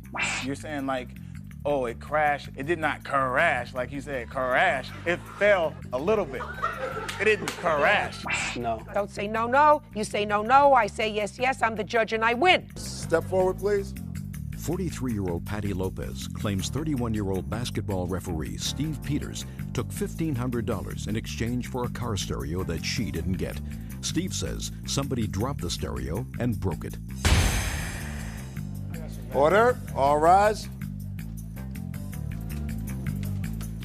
Quiet in the courtroom. Now, this is case number 548 on the calendar. Let me understand this, Mrs. Lopez. According to your complaint, you wanted a car stereo system. Is that right? Yes. The defendant was a friend of yours? He goes out with my sister. Used to go out with his sister. All right. Used to go out with your former sister. Okay. Years ago. Okay. Right. You knew him? Yeah, real good. Shh. Pay attention. Pay attention. And you told him that you were in the mood for a stereo system, and he said he had a friend who was selling a car stereo system. You found out how much it was. It was $1,500. You gave him the $1,500 to pick up this stereo system from his friend, correct? Right. You say that the stereo system fell somehow and was broken. He was supposed to bring it. I gave him the $1,500. He was supposed to bring me the stereo and the speakers within 2 days. Well, a week went by. He kept saying they haven't taken it out of his friend's car. A month went by. Finally, he told me that the stereo, the radio part, had broke. And then I go, well, you're going to get another one. And he goes, well, I don't know. I don't know what I'm going to do. Then he comes out another month later, and then he wanted to take the one out of his car and give it to my son. It was for my son. So then you told me you didn't want it anymore. Well, I mean, after that long, I mean, I don't know where he was getting the stereo from. Okay. Is that right, Miss? Look at me. No, that's not right. Okay, so you tell me your version of what happened. What happened was she wanted a stereo system. I said, fine. I have a friend of mine that's selling a car. Maybe I could talk him into selling a stereo system separate if, you know, he can compensate and make the same amount. He doesn't lose out, you know, selling stereo separate. Okay. Fine, he agreed to that. She gave me the $1,500. On receiving the $1,500, I explained to her the car stereo is still in the car. I didn't want him just yanking wires out of the car. I wanted him to go and have it professionally moved from a stereo shop. So fine. It took longer than we both expected. Even me, I paged the defendant, or excuse me, my witness from her house. He called me back, and I said, hey, they're getting a little antsy, man. What's going on? $1,500 is a lot of money. Well, you hadn't given him the money yet. No, I'd given him the money. The reason why he wanted... Just a second. Why had you, Mr. Peters, before he gave you the stereo system, why had you given him the money? It's my boy. I trust him. Just a second. Well, she doesn't know who he is. To me, when you She buy... knew who I was. Listen to me. Pay attention, Mr. Peters. You're asking me, I'm asking. Pay attention. When you buy merchandise, okay, you buy it like this. I give you the money. Right. You give me the merchandise. If you don't trust the person, in a store, this isn't a store. Okay, so you gave him the money. Yes. How long was it from the time she gave you the money until the time you got the stereo in your possession? Approximately a week and a half. Okay. From I got the stereo. All right, so you got the stereo. And what did you do with it when you got it? When I finally did receive the stuff, I called her one morning.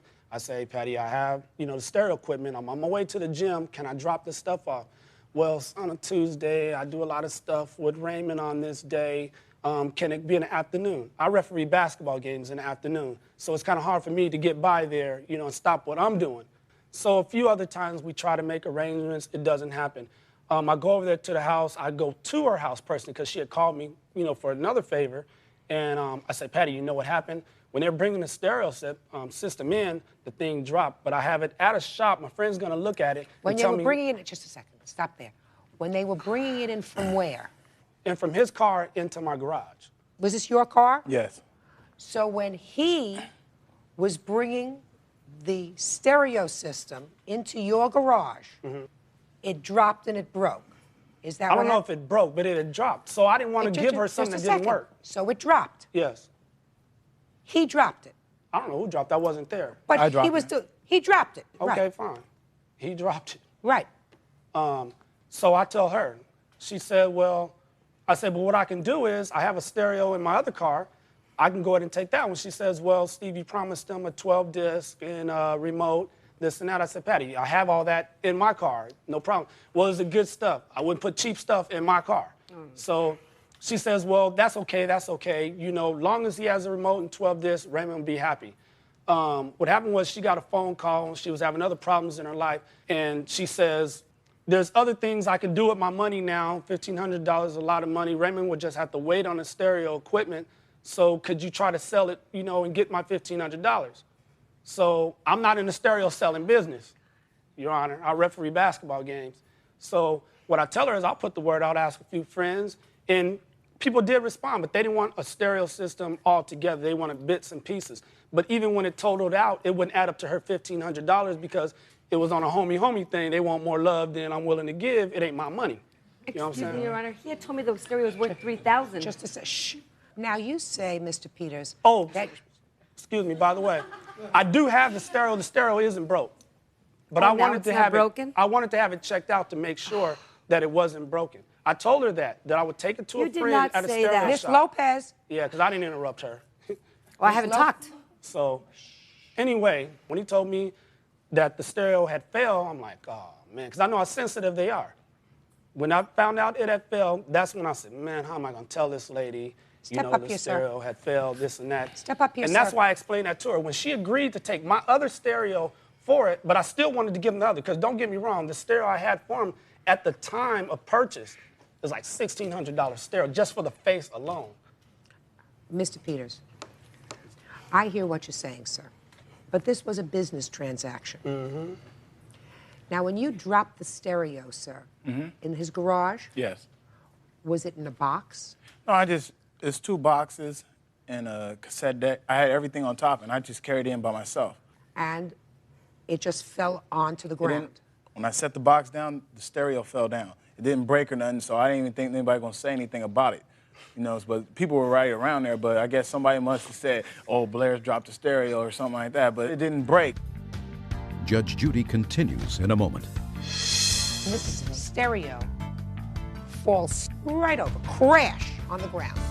It did not crash, like you said, crash.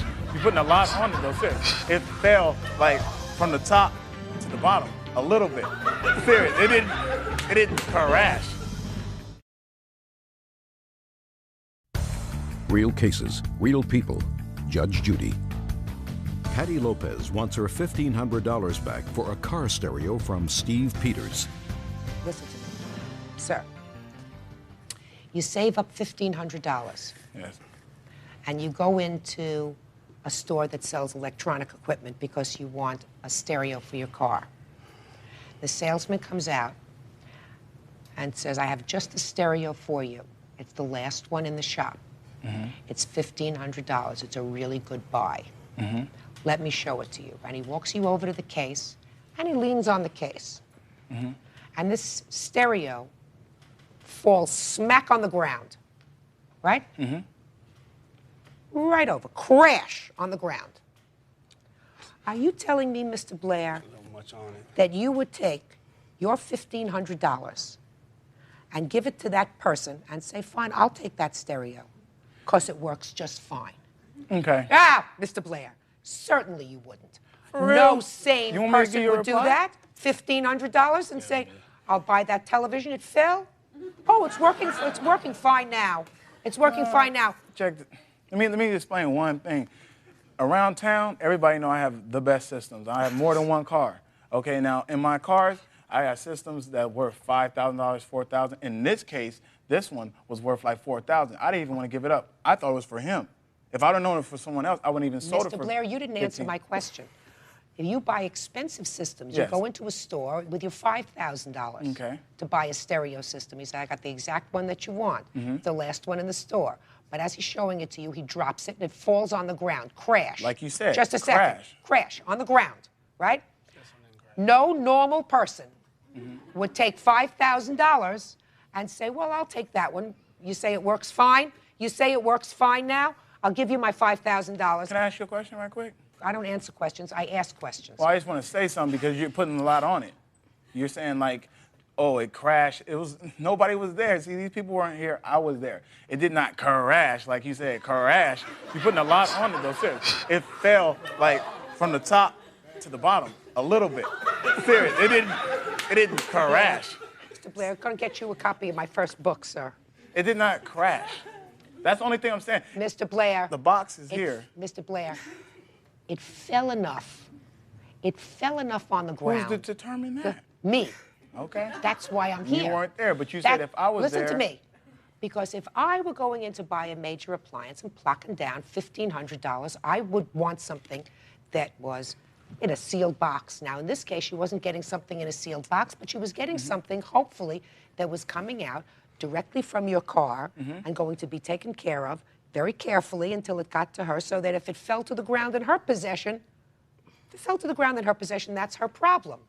Okay. That's her problem. Now, Mr. Peters, your problem is, you see. I have a problem. Yeah, oh, Mr. Peters, let me tell you what your problem is, sir.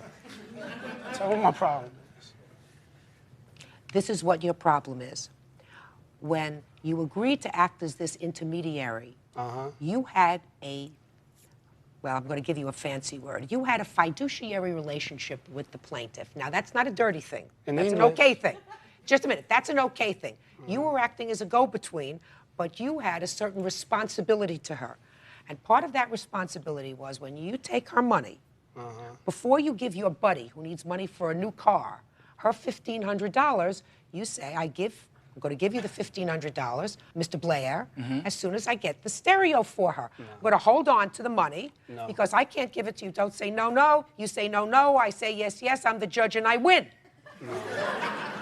Because that's your agreement. She knew when I was getting her money that she wasn't going to receive the equipment there. That's the whole thing here. She knew that she was only giving them the money to secure it before someone else bought the equipment. So it wasn't like I was just giving him money and be like, just take your time, dog. Give me whenever you want to. Well, that's what happened. No, that isn't what happened. What happened, I had it took out professionally because I was selling the car and I was going to have the stock deck put right back. Now, see, I want to really focus on this crash thing because it did not crash. From right here, it fell to the side like a little tap. Okay, so when it fell to the side, it did not break or nothing like that. So he had it checked out. But I've been over his house numerous times, and I used to say, "Dang, why is it still here?" You know what I'm saying? I was thinking now that I'm doing well, I was going to buy it back. You know. Good, you just did. Judgment in this case is for the plaintiff in the amount of $1,500. Thank you. Parties are excused. You may step out. I expected it. Back door to your right, please. It didn't go down like we expected. I mean, no hard feelings. Do not trust anybody, even if they do go out with your sister. Judge Judy, scandalous.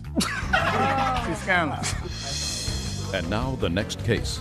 Parties on DeBoxa versus DeFreitas. Step forward, please. 59-year-old art historian Gladys DeBartza says former roommate, 38-year-old cook Timothy DeFreitas, owes her for rent. Tim says she kicked him out. Mr. Bartza, you decided to rent a room in your home. Is that right? Yes, it is. Was this the first time you had rented a room in your home? No. How many times had you rented a room before? Probably about 12. Did you have any other boarders in your home at the time you rented a room to the defendant? Yes. How many others? One. And how long had that person been a tenant of yours? The other person was fairly new. Is that person still there? Yes. Did he answer an ad that you put in the paper? Yes. You claim that he skipped out owing you rent? Yes, Your Honor. Portion of utilities? That's correct. And also left the place in a mess, causing you to spend No, not money. in a mess. It was just very full of stale smoke and newspapers and things of that nature. Oh, well, you know, that's sometimes a problem, but not necessarily something that you're going to get compensated for. Judge Judy continues in a moment. I got pretty mad. Told her to get the hell out of my room. And Gladys just told me I had to get out. And when I left with the money in my pocket. Closed captioning, sponsored in part by Real Cases, Real People, Judge Judy. Gladys DeBartza is suing former tenant Timothy DeFreitas for rent. How much rent did he owe you? The rent that was 3.5 weeks late was $625. And what about the utilities? The utilities, I believe, were $44 and some change. All right. What excuse did he give you when he didn't give you the rent on time? Well, he did ask me if it could be late, and it was around Christmas time, and I said yes. And then I thought it would be a few days, and it was. And then he gave me a check, and in good faith, I deposited it in the bank, and it was returned very shortly after. And I called. Insufficient funds? Well, the bank had a hold on it because he was a new account holder, being from Pacific Island. Anyhow, so I kept asking and asking. Finally, they said, yes, they will release the money if Mr. DeFreitas would just call 1 or 2 people at the bank. So I wrote this down in a note and put it under his door, and nothing happened. So you never got your money? No. And he left? Yes. All right, Mr. DeFreitas, you owed her for the month's rent, $625. Is that correct? Yes, ma'am. And you gave her a check? Yes, ma'am. But the check could not be cleared through your bank at the time? Yes, ma'am. All right. So he owed you the rent money. It was 3.5 weeks late. So why didn't you give her the money? I told her that I was going to be late. I told her I'd pay her at the end of the month. My rent was due December 25th. The bank sent me a notice saying that they were going to hold my check for 11 days, and on midnight, the 15th, they would cut my check loose. I informed Gladys as soon as she handed me this mail, and thought everything was fine. Next thing I know, she's at my job, harassing people at my job, trying to find out why the bank isn't cutting loose. Told Gladys at 11 days, when I get home that night, I would pay her the rent. I came home that night. So you got home on the 11th day. Did you give her the rent? No, I didn't. Gladys was Just asleep. Why? Gladys was asleep at the time. I got home almost at midnight. Back after midnight, I got home. I went to the bank, got the money, got home. So you had the money? I had the money with me. And you went to sleep? And I went to bed. And what happened? Next morning at 6 o'clock in the morning while I'm still sleeping, Gladys walks in my room, doesn't knock, unannounced. While I'm sleeping, yes, wakes me up and starts yelling at me about What rent. did she say when she woke you up? Where's my rent? And what did you say to her? I looked up, so it was still dark outside. Asked Gladys what time it was. Turned around, looked at my clock. So I was 6 o'clock and told Gladys, it's 6 in the morning. I told her it's 6 in the morning. Come back at a more decent hour. I'm tired, I'm sleeping. Come back when I get up. At that point, Gladys started saying that because I didn't pay my rent, it wasn't my room, and that I had to get out. I got pretty mad, told her to get the hell out of my room. And Gladys just told me I had to get out. So when she left the room, I got up, got dressed, cleaned up the room, packed up all my stuff, and left. And when I left with the money in my pocket. Judge Judy continues in a moment.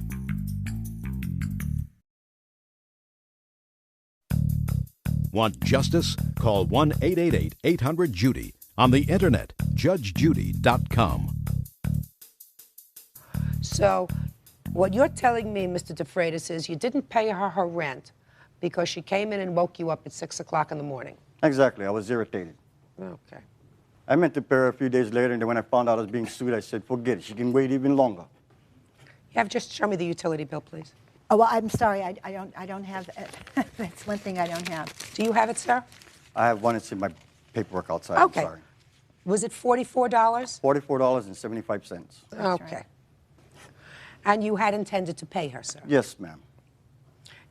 Well, the fact that you got angry is not an excuse not to pay her for the services that you got. I understand that. And I assume that you moved someplace else? I'm staying in a motel at the moment. Okay. You owe her $669.75. Judgment is for the plaintiff. That's all. Thank you. Parties are excused. You may step out. Thank you, Your Honor. Judge Judy continues in a moment. And on the next Judge Judy. I'm satisfied. I did wrong. I didn't pay the lady's rent. She's getting her money. Well, I'm very disillusioned, even though the judge sided with me. because this was the first time I've ever had this happen with a whole number of very fine people at the house. First time. I didn't need anybody waking me up at 6 o'clock in the morning. I work hard. I need my rest. 6 o'clock is not a time to be taking care of business. Timothy was a very nice person to begin with, and I don't understand what happened and why he had this change of attitude, because I had tried to be consistent all along, and I just felt that he let me down something terrible.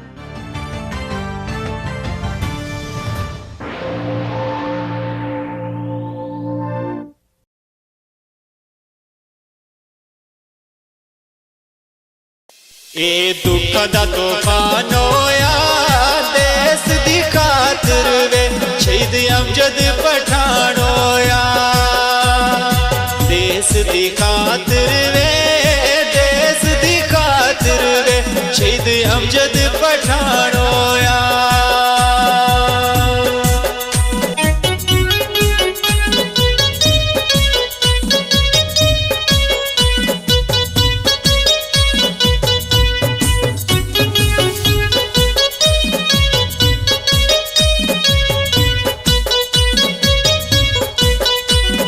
शक्ल ते बाल तेरे दिलों विचों नहीं जांदे हुणे अमजद ख्याल तेरे दिलों विचों नहीं जांदे दिलों विचों नहीं जांदे हुणे अमजद ख्याल तेरे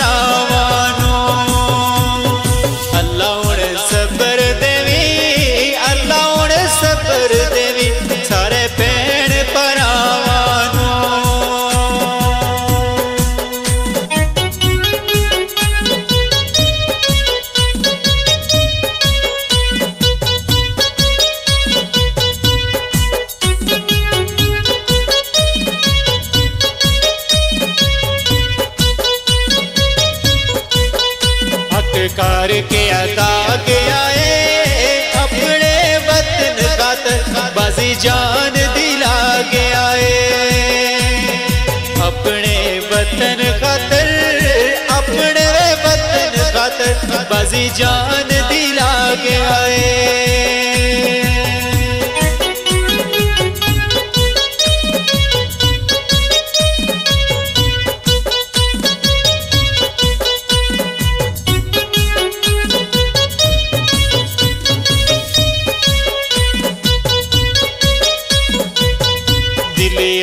नवे तोड़ गया जैसी जवान अमजद मुँह जल्दी क्यों मोड़ गया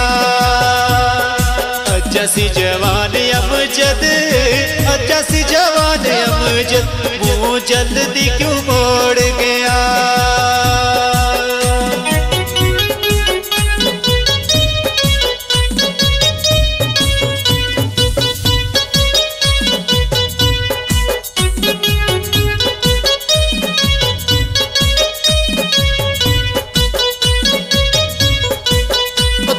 वीरां दे वे होंदे नी पठाणा तीर दे विच अज पत्थर वीरां दे नी पठाणा तीर दे विच जम्मू कश्मीर दे अज पत्थर वीरां दे नी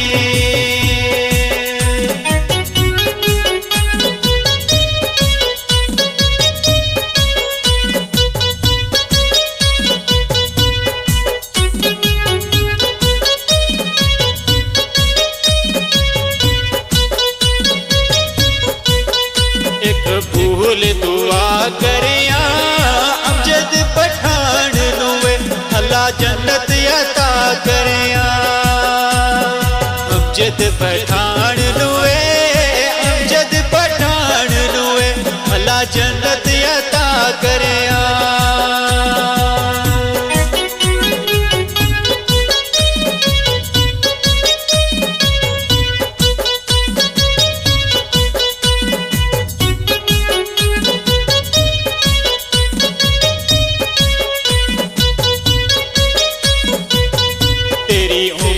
सी जान जोगी इतनी जान नहीं सी तेरे सदमे वे सैन जोगी इतनी जान नहीं सी इतनी ओ जान नहीं सी तेरे सदमे वे सैन जोगी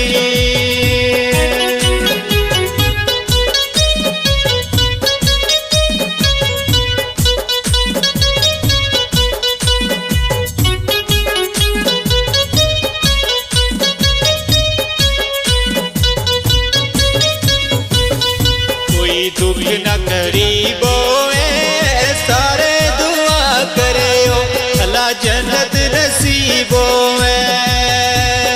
सारे दुआ करे हो सारे दुआ करे हो अल्लाह जन्नत नसीबो अल्लाह जन्नत नसीबो अल्लाह जन्नत नसीबो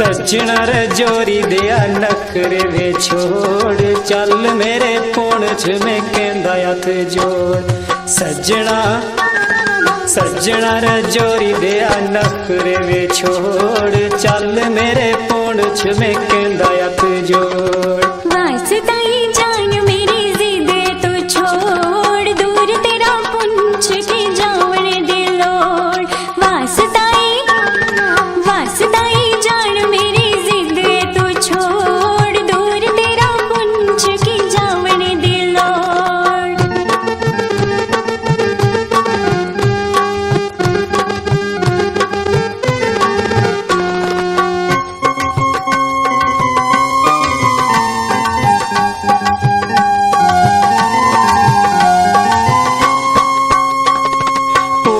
जी तरती नी लभदी ओ जानिया गल मेरी मन न तू कर मन मानिया पुंछ जी तरती नी लभदी ओ जानिया गल मेरी मन न तू कर मन मानिया बस तुर जोर जन पुंछ नु छोड़ दूर तेरा पुंछ नी जावन दे लोड़ बस तुर जोर जन पुंछ नु छोड़ दूर तेरा पुंछ नी जावन दे लोड़ सजना रे जोरी दिया नखरे वे छोड़ चल मेरे पुंछ में कहंदा हथ जोड़ सजना सजना रे जोरी दिया नखरे वे छोड़ चल मेरे पुंछ में कहंदा हथ जोड़ वास्ताई जान मेरी जिद तो छोड़ दूर तेरा पुंछ की जावन दे लोड़ वास्ताई वास्ताई जान मेरी जिद तो छोड़ दूर तेरा पुंछ की जावन दे लोड़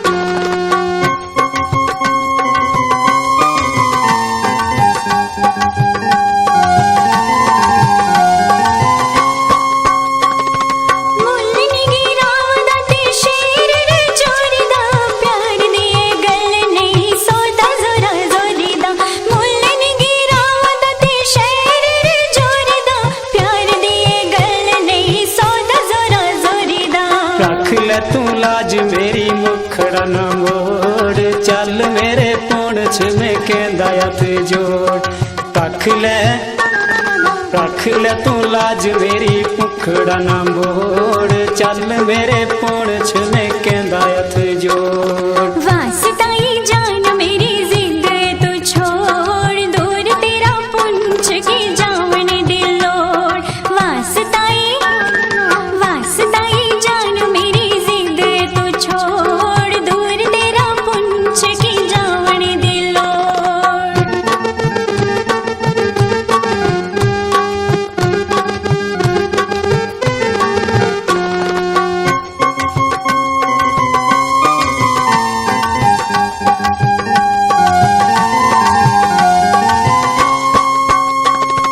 देश मेरा पुंछ ते बल्लियां दा डेरा ए सैक देने लोकी बस जिद्दी डोल मेरा ए देश मेरा पुंछ ते बल्लियां दा डेरा ए सैक देने लोकी बस जिद्दी डोल मेरा ए कटनी रे जोर मेरा दिल ना तरोड़ दूर तेरा पुंछ ने जावन दिलोड़ कटने रे जोर मेरा दिल ना तरोड़ दूर तेरा पुंछ ने जावन दिलोड़ सजना रे जोरी दिया नखरे वे छोड़ चल मेरे पुंछ में कहंदा हथ जोड़ सजना रे जोरी दिया नखरे वे छोड़ चल मेरे पुंछ में कहंदा हथ जोड़ वास्ताई जान मेरी जिद तू छोड़ दूर तेरा पुंछ की जावन दिलोड़ वास्ताई जान मेरी जिद तू छोड़ दूर तेरा पुंछ की जावन दिलोड़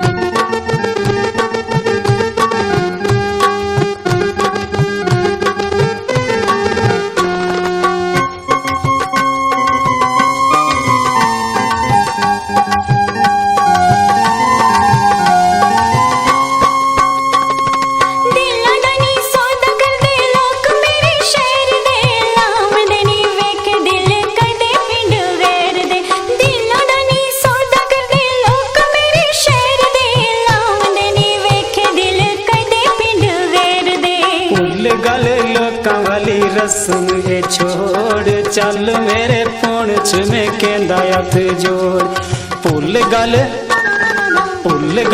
लोकां वाली रस्म ए छोड़ चल मेरे पुंछ में कहंदा हथ जोड़ वास्ताई जान मेरी जिद तू छोड़ दूर तेरा पुंछ ने जावन दिलोड़ वास्ताई जान मेरी जिद तू छोड़ दूर तेरा पुंछ ने जावन दिलोड़